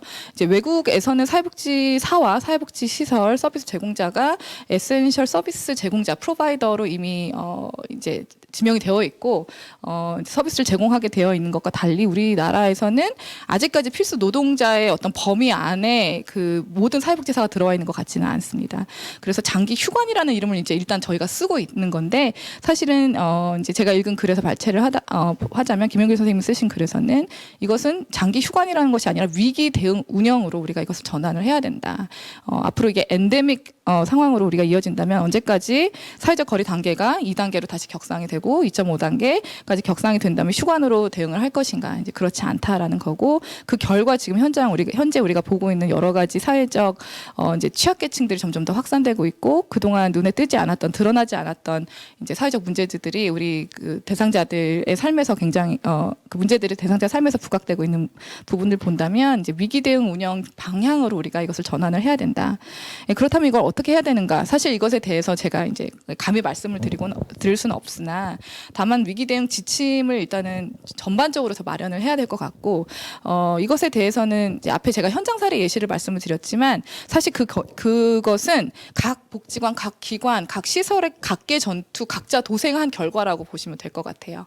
그래서 그 기관에서 근무하시는 실무자 선생님들이 정말 머리를 맞대고 혹은 그 지역 사회 내에 어떤 여러 이제 유관기관들이 같이 이제 어떤 기관 네트워크들이 형성된 기관 안에서 좀 이런 것들이 합의가 돼서 진행이 되지 사실 조금 더 큰 맥락에서 우리가 사회복지 실천 서비스를 어떻게 제공을 해야 되는가, 어떤 플랫폼을 구축을 해야 되는가, 이런 논의는 아직까지 크게 되고 있지 않다는 그런 생각입니다. 그리고 또 하나 아마 큰 걸림돌이 되는 것은 예산입니다. 사실 예산은 다들 잘 아시겠지만 이 항목 변경 이런 것들이 굉장히 어렵고, 올해는 사실 예산을 집행을 거의 다 못하신 경우가 많죠. 예, 이제 이용제 대상 서비스들이 거의 제한이 되다 보니까 사업비를 반납을 하시는 그런 사례도 사실은 많이 봤고요. 그래서 그런 예산 재편성과 예산 조정할 수 있는 자율성, 이런 것들이 지금은 많이 부여되고 있지 않는 상황이기 때문에 이제 이런 것에 대한 어떤 탄력적으로 예산을 운영할 수 있는 부분에 대해서도 사실은 이제 굉장히 크게 좀 구체적으로 또 논의를 할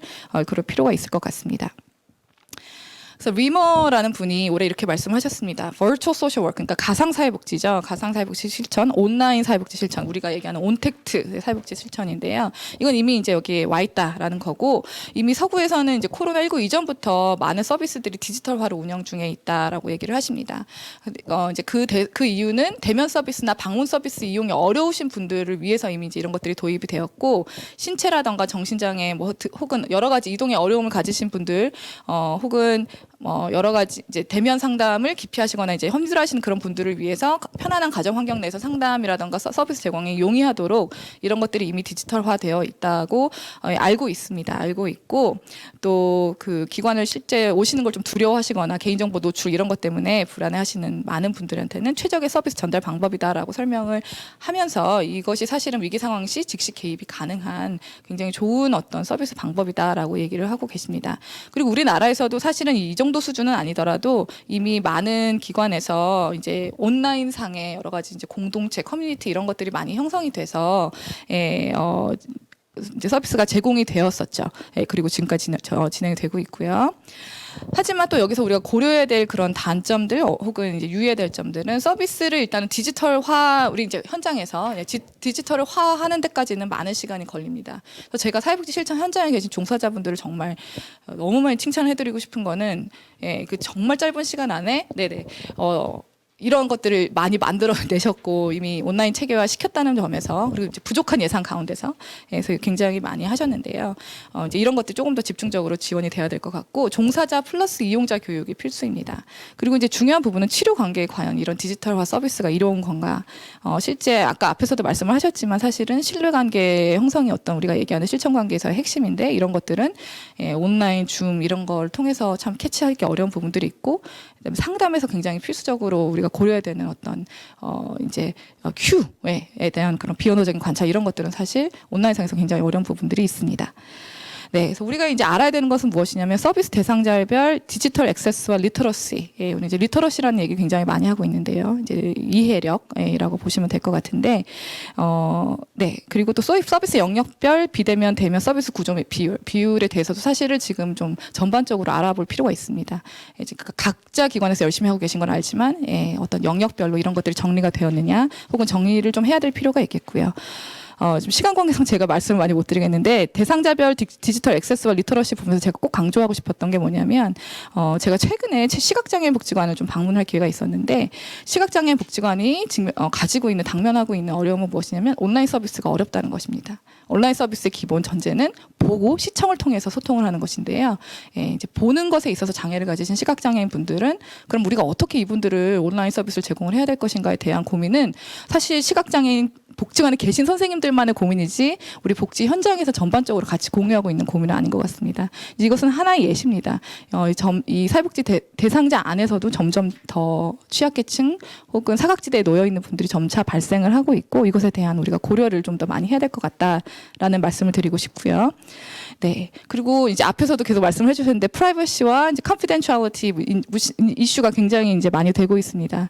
근데 이것이 이제 단순히 현재까지는 정말 그 서면상에 굉장히 한 장짜리 종이로 여태까지 우리가 서비스 제공을 해왔는데, 이것이 온라인화 되면서 이걸 그러면 온라인상에서는 어떻게 우리가 개인정보 보호를 할 것이며, 상담 내용을 어떻게 좀 비밀 보장을 해야 될 것인지 이런 것에 대해서는 아직 크게 고민이 되고 있지 않고요. 전화 상담이라던가 비대면 상담이 지금 계속 제공이 되고 있는데 사실 기관에서도 이 부분에 대해서는 크게 고민을 하고 있지 못하다라고 많이 말씀을 하고 계십니다.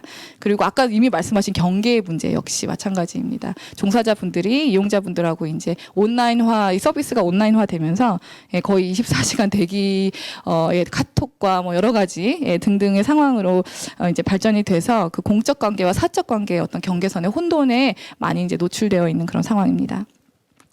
네, 그래서 짧게 이제 정리를 좀 하자면은요, 그 우리가 이제 해야 될 일들은 아까 말씀대로 일단은 좀 알아야 되겠죠. 현재 지금 현장에서 어떻게 대응을 하고 계신지, 그 리터러시와 아까 액세스에 대한 부분도 중요하고요.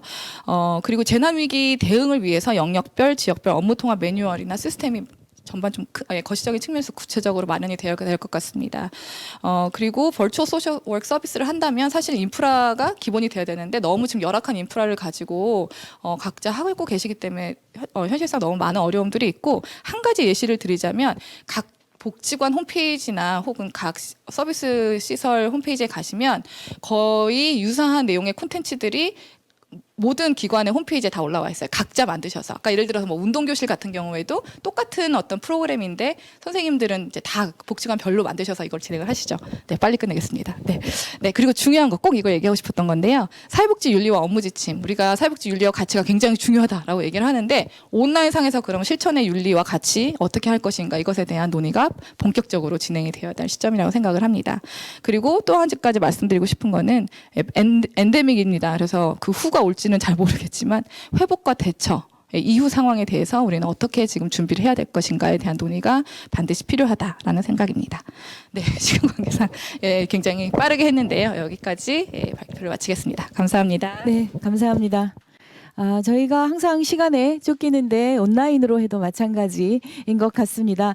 특별히 또 저희 한국사회복지연구회는 그런 특정 분야의 어떤 깊숙한 주제도 논의를 하지만 정책이나 실천이나 여러 현장에 계신 분들이 함께 다양한 주제를 공유하면서 그 공감대를 넓히는 것을 좀 강조하고 있습니다.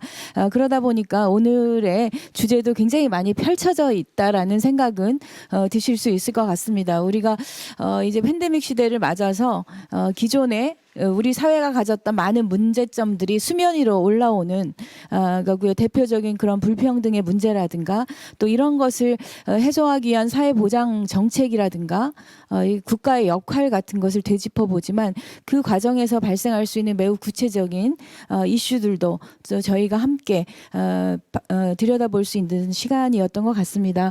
물론 각자의 위치에서 이것이 더 중요하고 시급하다라고 판단하실 수 있는 부분이 있는데요. 저희가 짧게 남은 시간이지만 각자 지금 이 코로나 또 포스트 코로나 때로는 위드 코로나 이 시대에 우리가 국가에서 또는 시민들이 또 사회복지 현장에서 또 사회보장 제도 안에서 좀 더 깊이 있게 들여다보고 개선해 나가야 될 주제들이 무엇인지 다시 한번 좀 강조를 해주는 시간을 짧게 드리고요.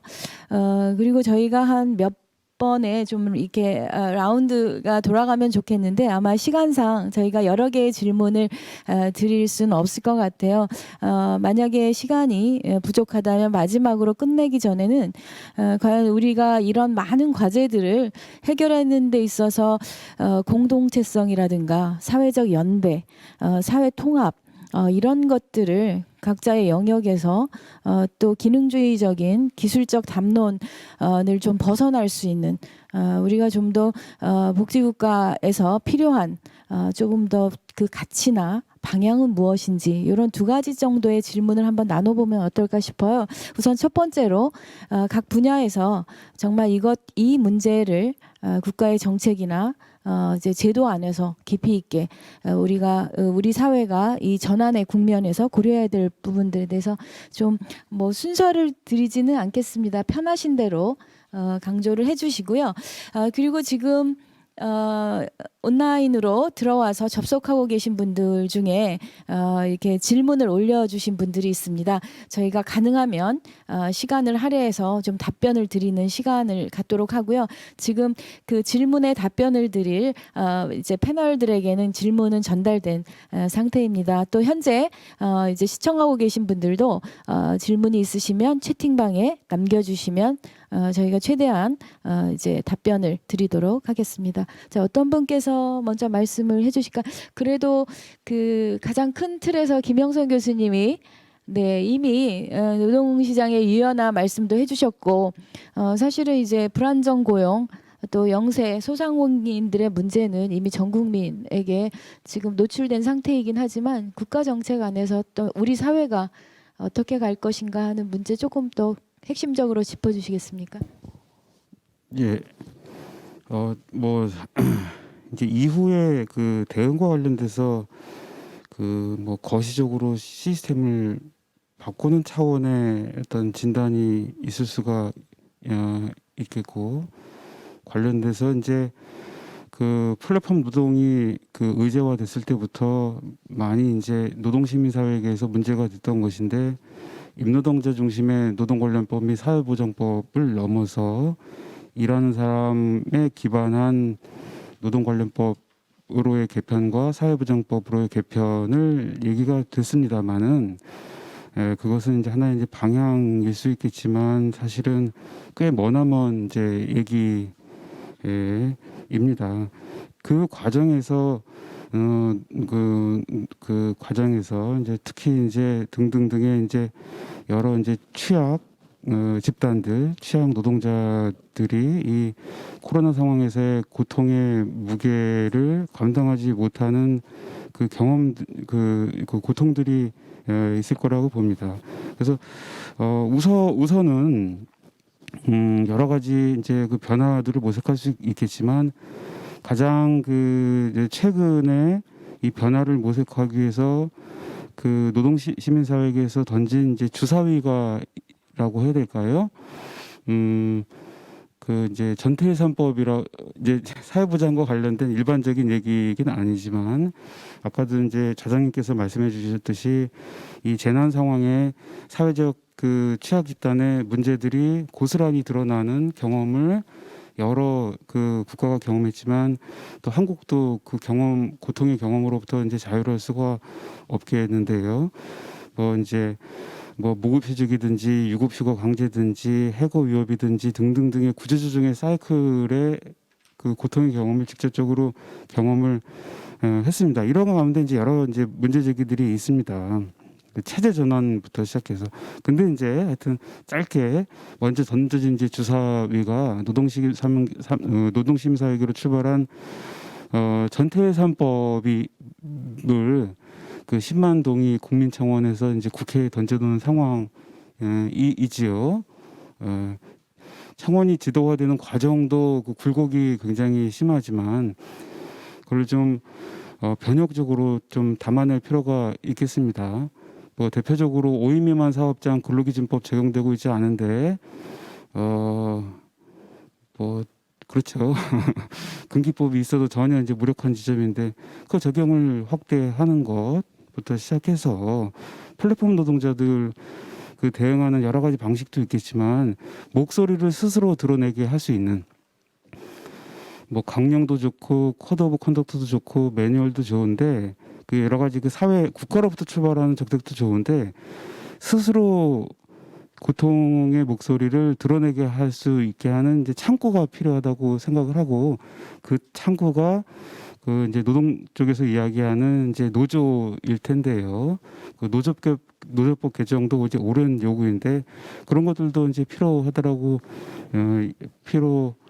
하지 않을까 뭐 싶습니다. 그래서 뭐 일단 이제 두 가지만 말씀드렸는데요. 뭐 이제 그런 것들이 이제 던져진 주사위를 정치권에서 또는 국가에서 좀 더 이제 변혁적으로 좀 담아낼 필요가 있다고 생각합니다. 초기 대선 공약에서 여러 가지 주요한 노동 의제들이 많았는데 많이 좀 좀 이렇게 지지부진했던 측면들이 좀 많았습니다. 이 위기 상황에서 그것들을 적극적으로 선취할 필요가 있다는 생각이 듭니다. 예, 감사합니다. 남은 임기 기간이 많지 않은데 그 기간 동안 어떤 변화를 좀 기대하시는 입장이신가요? 어떠신가요? 교수님의 지금 현재 예, 기대라고 하는 것은 이제 그 역사적인 이제 경험에 기초해서 그 판단을 할 수가 있을 텐데요. 그 초기에 그 탈과로 사회를 표방하면서 주요한 그 노동 의제들 지금 그 사회보장 정책 그 일반은 아니어서 좀 죄송한 말씀이 들긴 하지만 그 노동존엄을 그 표방하면서 주요한 의제를 표방을 해왔지만 사실은 이제 그 제도 개선에도 그 낡은 제도들이 있고 지지부진한 제도들이 있고 사각지대들을 여전히 유발하는 개선 방법이 있고 유명무실한 제도들 여러 가지 그 문제적인 지점들이 있지만 그 현재 그 지금까지의 문재인 정부는 그냥 기존의 낡은 제도들을 개선하는 방식입니다. 빠른 사회 변동에 대처해서 적극적으로 사각지대 없는 방식의 보편을 지향하는 방식의 그 변혁적인 제도 개선은 아니었기에 남은 임기 기간 이후에 뭐 아이로 비준이라든가 뭐 플랫폼 노동자를 포함한 그 노조법 개정이라든가 그다음에 5인 미만의 근로기준법 적용이라든가 뭐 산안법 확대라든가 뭐 등등등 그다음에 일하는 사람 중심의 그 사회보장법 개편을 말할 수는 있겠지만 기대는 어렵다. 그렇지만 계속 그 목소리들을 모아 나아가서 그 성취를 시켜 나가야 하는 것이 첫걸음이 되지 않을까 생각이 듭니다. 네, 최근에 전태일 열사가 다시 재조명되면서 정말 오랜 시간 요구해왔던 변화들이 과연 지금 우리가 ICT 뭐 4차 산업혁명을 이야기하는 시대에도 여전히 유효하다 이런 생각을 많이 해보고요. 또 김영선 교수님 말씀하신 내용 지금 올해의 팬데믹 이전에도 중요했고 굉장히 더디었는데 이런 것들이 모든 사람이 안전해야 되는 사회라는 국가적인 또 세계적인 인식이 만들어지는 지금 시점에서 또 저희가 하나의 전환점을 만드는 시간적 그런 어떤 계기가 있으면 좋겠다 이런 생각을 해봤고요. 혹시 저기 지금 김기태 박사님께서 사실 한국판 뉴딜 안에 사회 안전, 사회보장, 그 다음에 뭐 지방분권 이런 부분들이 그린 뉴딜이나 디지털 뉴딜과 함께 들어있는데요. 그 부분에서 좀 관련한 제도 연구도 하셨기 때문에 좀 관련 코멘트 해주실 수 있을 것 같습니다. 네. 예, 저장님께서 주신 말씀 질문에 대해서 간단히 말씀을 드리고요. 뭐 패널 토론이기도 하니까, 그러니까 다른 그 발표하신 분들 중에서 제가 좀 궁금한 내용을 여쭤보면서 좀 말씀을 기회를 드리는 게 좋지 않을까라는 생각이 들고요.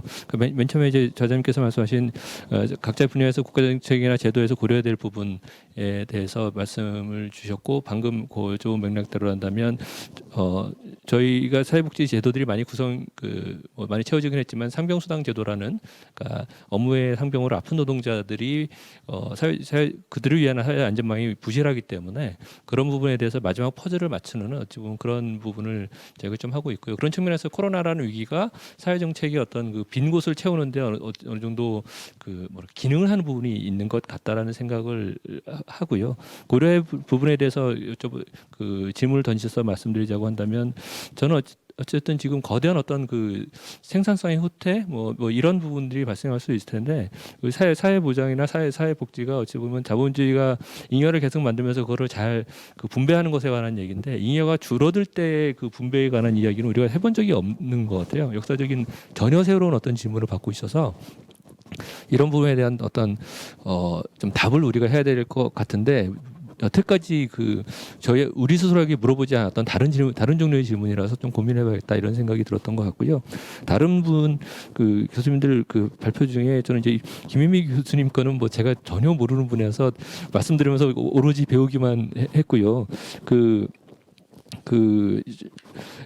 그 김원순 교수님 그 말씀 중에서는 저는 이제 약간 좀 뭐랄까 그 몰라서 여쭤보게 되는 부분인데 상당히 이제 언택트라는 것에 대해서 비판적으로 말씀을 하신 것 같아요. 그래서 안전을 명목으로 한 기술적인 담론들이 굉장히 그러니까 자본이나 주류의 어떤 그 공세적인 어떤 이데올로기라는 측면에서 보시는 것 같은데 저는 상대적으로 굉장히 중립적으로 좀 파악을 한 부분이 있는 것 같아요. 이게 언택트라는 시대 자체, 언택트라는 것이 그 명명하는 현상에 대해서도 약간 좀 파악이 다른 부분도 있긴 할 텐데 저는 이제 좀 더 중립적으로 보려고 했거나 위기 혹은 기회의 어떤 맥락에서 보려고 했던 것 같아요. 근데 상당히 비판적으로 보신 것 같고 저는 상당 부분 동의가 되는 부분이 있는데 그렇다고 한다면 이런 어떤 그 공세적인 이데올로기 측면에서 보신다라고 한다면 그러니까 반대로 이것을 어떤 그러니까 이에 대한 어떤 저항 혹은 시민사회든 진보사회든 어떤 그 위기로 전환시킬 수 있는 어떤 방향은 무엇이 될까?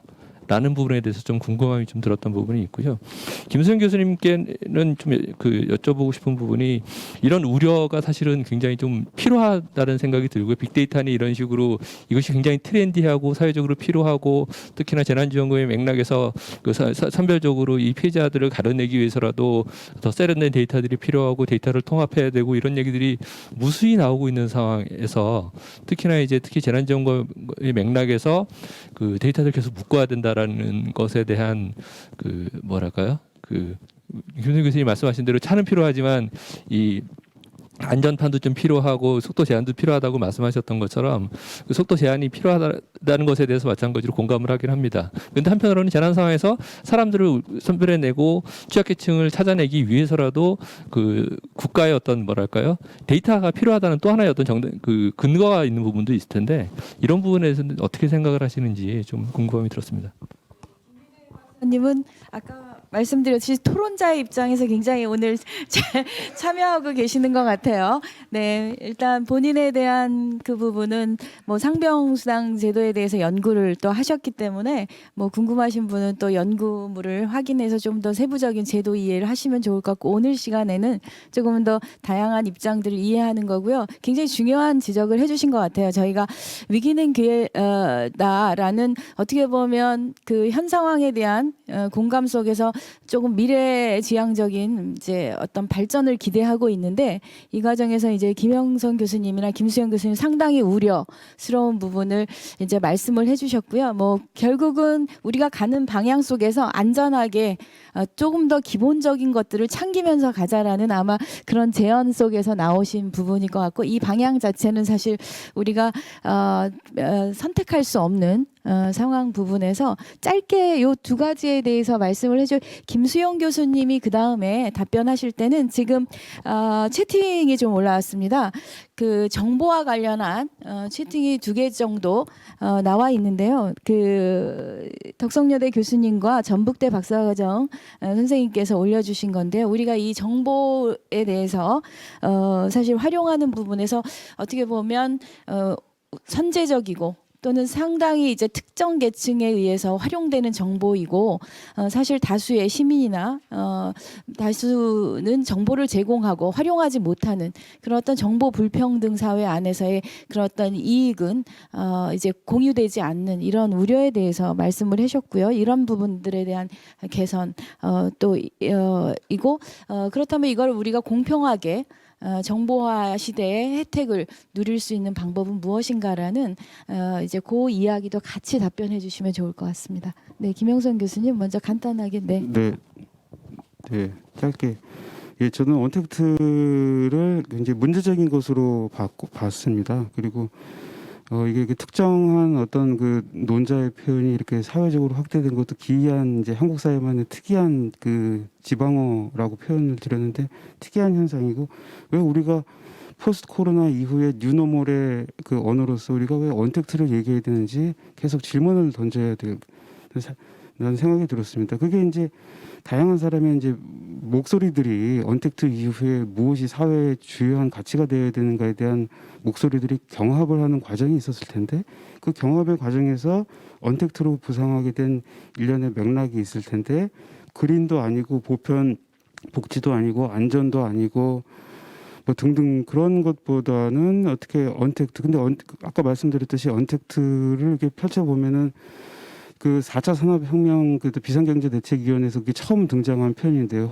홍남기 경제부총리가 그런 표현을 근데 거기에 그 이제 뭐 등등등의 내용이 이제 여러 가지 표현들 대책안들이 있습니다만 이제 그래서 규제 완화하고 연결되는 표현들이 있었습니다. 그 대목 규제, 중복 규제 완화인데 근데 그 대목 규제, 중복 규제 완화가 어디서 등장했냐면 그 코로나 이전 시기에 대한상의에서 규제 틀이 해가지고 수십 가지 규제 틀 때문에 4차 산업혁명 어렵다라고 하는 그 보고서 안에서 나왔던 그 표현인데 그게 똑같이 그 비상경제 대책회의에서 카피앤페이스트하는 방식으로 그 내용이 들어가 있고 그게 언택트라고 하는 이름으로 표장이 되고 그때까지만 해도 언택트라고 하는 표현이 잠잠했던 그냥 사회의 여러 가지 경쟁하는 그 담론이자 프레임이었던 것이 대통령 담화문으로 옮겨가면서 갑자기 이게 사회적으로 확 전방위적으로 확산된 그 맥락과 과정을 보면 이것을 그 언택트라고 하는 표현 자체가 가지하는 어떤 그 정치성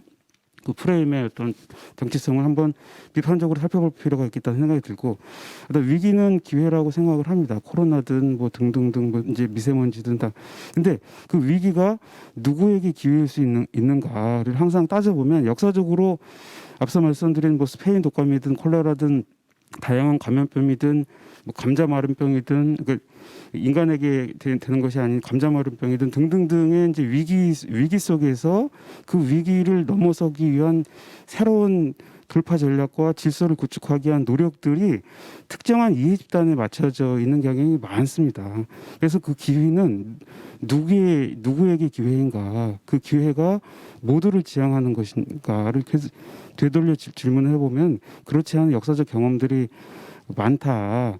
그 기회의 그 가능성을 좀 모두에게 돌리는 생각이 듭니다. 예를 들면은 19세기 콜레라 그 런던 말씀하시면서 이제 그 기회의 시나리오라고 얘기를 하지만 그 기회의 많은 상당 부분은 젠트리 계급을 중심으로 한 노동자 계급에게 계급 중심으로 그 기회가 뭐 인권이든 대중문화 시설이든 그런 것들이 항해가 많이 된 것에 비해서 거기에 노동자 계급에 포괄되지 않은 그 노동력으로서 활용 가능성이 떨어지는 그 젠트리 계급이 그렇게 필요로 하지 않은 노동력 집단과 그 독특한 취향이 다른 집단이라든가 다른 지역에는 다 방치라든가 그냥 내버려짐의 대상이 됐던 그 역사적 경험들이 있었던 것이죠. 그 피해 대상이 대부분 이제 아일랜드 이주민인 경우가 많았습니다.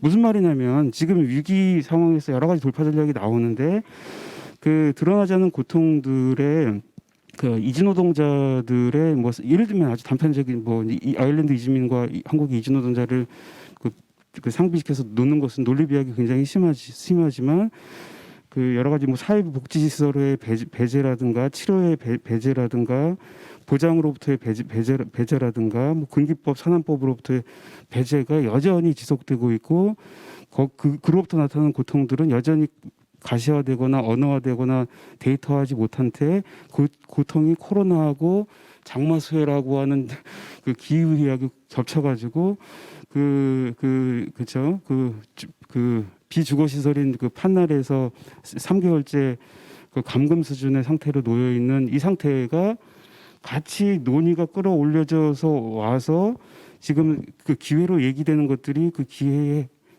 내용들이 그 비가시적인 그 고통의 현장에 있는 노동자 그 당사자 취약 집단들에게 어떻게 가해지는가지를 끊임없이 질문을 해야 된다고 생각을 네. 합니다. 그러니까 네. 기회가 누구에게 기회인가, 그 기회가 네. 보편을 지향하는가를 다시 한번 질문해 볼 필요가 있다는 생각이 네. 들었습니다. 김영선 교수님의 좀 간절함이 묻어나서 제가 끊지를 못하겠습니다. 결국 한마디로 위기는 모두에게 왔지만 기회는 소수에게 돌아가는 이런 문제에 대한 이제 저희에게 챌린지였던 것 같고요. 지금 문재인 정부는 모두가 누리는 포용적 복지국가, 이 포용이 사회적 배제의 반대인 건 모두가 아실 텐데요. 결국 이 정부에서 그런 사회적 배제의 문제를 얼마나 해결하고 갈 것인가 저희가 좀 더 노력해야 되는 부분이고 당연히 이 뉴 노멀인데 우리가 어느 틈엔가 노멀로 받아들인 것은 아닌가. 이 뉴 노멀로의 전환 저희가 짚어볼 부분이 부분들 좀 하나하나 짚어보기에 오늘 시간이 너무 부족한 것 같습니다. 저희가 주최 측에서 조금 더 연장이 가능하다고 해서 시간이 가능하신 분들은 계속 접속해 주시면 좋을 것 같고요. 김수영 교수님 아까 채팅방에 올라온 답변과 함께 네. 간략히 말씀 부탁드리겠습니다. 네, 우선 홍선미 좌장님께서 앞에 질문하셨던 뭐가 가장 중요하냐 이야기와 그다음에 그 댓글로 올라왔던 이야기 그리고 김기태 박사님이 해주셨던 이야기를 퉁쳐서 하나로 전체적으로 이야기를 드리겠습니다. 가장 중요하다고 생각하는 거는 적극성이고요. 그러니까 선제적인 것과 그다음에 주체화라고 생각합니다. 그러니까 선제적이라고 하면 지금까지 사회복지 정책이 위기에 대한 개입, 사후 약방문식으로 문제를 봤는데 사실은 지금 자본과 사회의 속도가 훨씬 빠르기 때문에 사실은 우리가 작년까지만 해도 이런 상황을 예측하지 못했지만 지금 또 다른 문제가 나타나는 것처럼 선제적으로 문제를 생각하고 패러다임을 전환하지 않으면 굉장히 어려운 시기가 되었다. 그래서 사회 정책도 사회 문제가 이슈화가 되기 이전에 예측하는 게 굉장히 중요하다는 것이고요. 두 번째로 중요한 거는 주체화라고 했는데 지금까지 사회 정책에서 국민은 항상 서비스를 받는 대상이라고 생각했고 정치 참여를 한다고 하더라도 국가가 해야 할 정치적인 서비스나 제도를 마련하는데 내가 기여한다라는 나의 의견을 제시한다, 뭐 청원을 한다, 뭐 이러한 방식의 생각을 가지고 있었던 것 같습니다. 근데 그것이 아니어야 한다라는 이야기고요.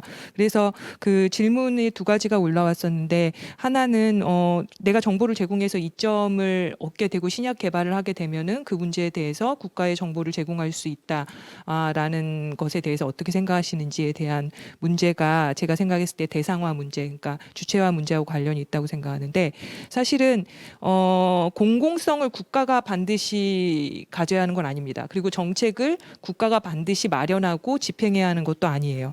그것이 예전에는 대규모 정책을 만들고 대규모 시설을 만들어야 정책화가 되었기 때문이지만 정보 사회에서는 하나의 앱 개발로도 전체 우리가 알고 있는 그런 플랫폼의 앱을 개발하는 것만으로도 엄청난 수익을 창출할 수 있고 시공간을 넘어서서 있죠. 그래서 제일 중요한 거는 국가가 공공성을 갖는 것만이 아니라 시민도 공공성을 가질 수 있어야 하고 그러려면은 정보의 데이터 감시가 국가에 의해서 국민에게 이루어지고 있는데 그게 아니라 국민도 국가를 데이터 감시를 할 수가 있습니다. 그거를 역감시 체계라고 하는데 시빅 해킹이라는 말이 있습니다. 소셜 해킹이라고도 하고요. 그러니까 해킹은 이제 일개 개인이 어떤 큰 기업에게 불법적으로 그 정보를 유출해서 활용하는 방식이라면 시빅 해킹이나 소셜 해킹은 시민들이 국가의 공공 정보를 가지고 여러 가지 앱을 개발하거나 정책을 개발할 수 있는 운동들입니다. 이런 것들을 통해서 공공성이 새롭게 창출할 수 있는 부분들이 있는 거고요.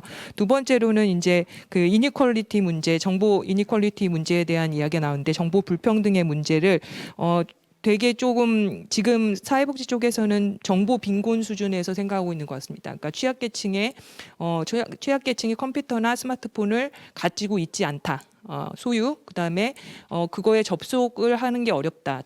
그다음에 그것을 이용하는 수준이 어렵다. 근데 이것도 결국은 국가나 아니면 기관에서 제공하는 정보를 내가 이용한다라는 대상자적 측면에 머물러 있는 것이죠. 근데 이것을 말을 하면 이것은 사실은 정부의 입장에서는 소극적인 정보 복지입니다. 그러니까 어떤 것을 결과적으로 그 정보를 제공한다라는 게 소극적인 정보 복지라고 제가 정의를 할 수 있을 것 같고요. 적극적인 정보 복지라고 한다면은 그 정보를 생산할 수 있어야 합니다. 그러니까 아까 말한 것처럼 시빅 해킹이나 이런 것처럼 그러기 위해서는 사실은 사회복지가 사회보험과 사회부조로 이루어졌듯이 취약계층에게는 소극적인 복지 이니퀄리티를 해결하기 위한 여러 가지 컴퓨터나 아니면 IT 혹은 그걸 이용할 수 있는 교육들, 액세스 교육이나 이런 것들이 제공돼야겠지만 많은 시민들에게 실질적으로 제공해야 하는 거는 정보를 재생산할 수 있는 기술과 테크놀로지와 그걸 개발할 수 있는 역량입니다. 그거는 아주 어렸을 때부터 사실은 교육을 해야 하는 부분들이고요. 그런 부분들은 사실은 지금의 사회보험 같이 보편적으로 제공되어야 하는 부분들이라고 생각합니다.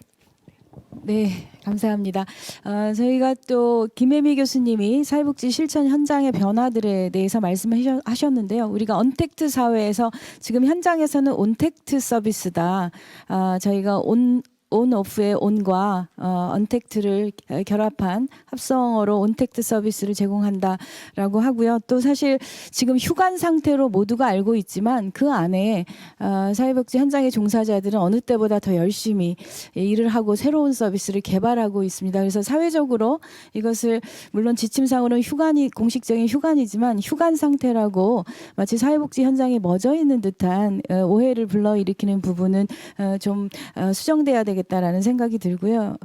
사실은 이런 과정에서 사회복지사들도 새로운 이런 스마트 복지에 대한 이해를 넓혀 나가고 있습니다. 그래서 이 부분에 대해서 좀 우려되는 부분.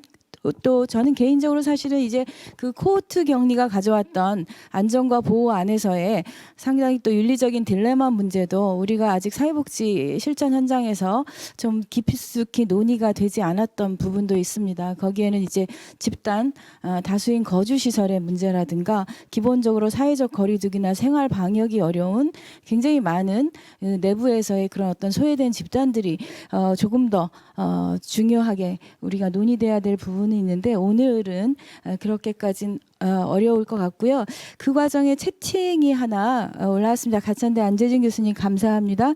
그 팬데믹 상황에서 사회복지 현장이 모두가 비대면 언택트 서비스에 대한 지금 집중이 되고 있는데 앞으로 어떤 식으로 전망을 하고 계시고 그렇다면 대면 서비스는 어떤 식으로 우리가 함께 가야 하는지에 대한 이런 질문을 주셨기 때문에 같이 답변해 주시면 좋을 것 같습니다.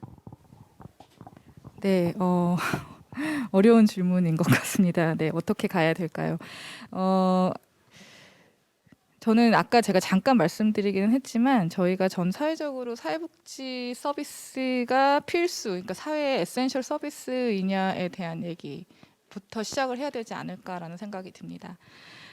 이제 이 안에 아까 홍성민 교수님 말씀하신 것 같은 이제 코호트 격리, 요양시설과 생활시설 이런 이제 얘기까지 다 포함이 될 수 있을 것 같은데요. 저희가 아직까지 에센셜 서비스, 사회 이제 필수 서비스로 구분이 되지 않기 때문에 사실은 안재진 교수님께서 이제 말씀해주신 어떤 방역 네, 어떤 보호 체계 안에 사실은 그 복지 시설 서비스가 들어와 있지 않다라는 생각이 들고 이제 그것과 더불어서 그럼 사회복지사들은 에센셜 그러니까 필수 노동자이냐에 대한 이제 얘기가 사실은 먼저 선행이 되고 나서 그 다음에 좀 얘기가 되어야 되지 않을까라는 생각이 드는데 지금 이제 저희가 사회적 거리두기가 1단계로 어쨌든 지금 하향 조정된 상황이라서 아마 지금은 이용자분들이 기관에 이제 오실 수 있는 그런 상황들인 걸로 저는 지금 알고 있기는 합니다. 그리고 제가 알기에도 역시 방역 이제 안재진 교수님께서 이제 방역 도구에 대해서도 말씀해 주셨는데 이미 이제 각 기관에서 시설에서 알아서 이제 방역을 해야 되는 그런 상황 속에 있어서 QR 코드 하시고 뭐 마스크 착용 반드시 하셔야 되고 뭐 이제 이런 기본적인 것들은 있지만 사실 이것에 대한 어떤 뭐 예산 지원이라던가 뭐 이런 부분에 대해서는 저도 아주 정확하게 명확하게 알고 있지는 않지만 자체적으로 이제 해야 되는 그런 부분들로 그런 부담으로 지금 알고 있기는 합니다. 그래서 언제까지 온라인으로 갈 수는 온택트 서비스로 갈 수는 없다. 이것은 저는 그렇게 생각을 합니다. 그리고 아까 짧은 시간에서 말씀 못 드렸지만 아까 이제 앞에서도 말씀해 주셨는데 모두를 위한 이제 뭐 포용복지 얘기를 하면서 모두를 위한 서비스지만 사실은 그 안에 이제 이익 집단 혹은 기회가 주어지는 사람들은 소수이다라고 앞에서 말씀을 해주셨는데 저는 사회복지 안에서도 똑같이 생각이 들거든요.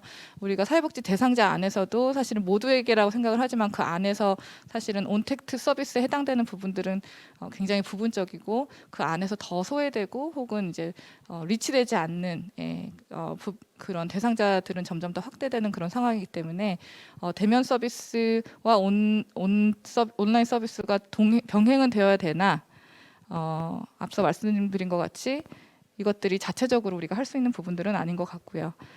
필수 서비스, 필수 근로자, 필수 서비스로 우리가 이것이 개념화되고 합의가 된다면 그 안에서 조금 더 자유롭게 움직일 수 있지 않을까라는 그런 생각을 해봅니다. 네.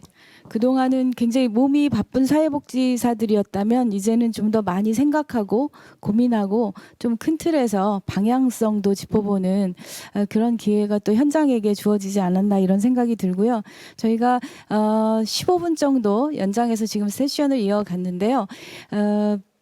끝나기 전에 우리가 앞으로 나아갈 방향에 대해서 우리 사회의 공동체성이나 연대 사회 통합적 정책 방향 이 부분은 저희가 이 시간에는 해결하지 못한 것 같습니다. 그래서 저희가 준비한 것이 사실은 있습니다. 다음 달 한국사회복지연구회는 이러한 세미나를 매월 진행하고 있습니다.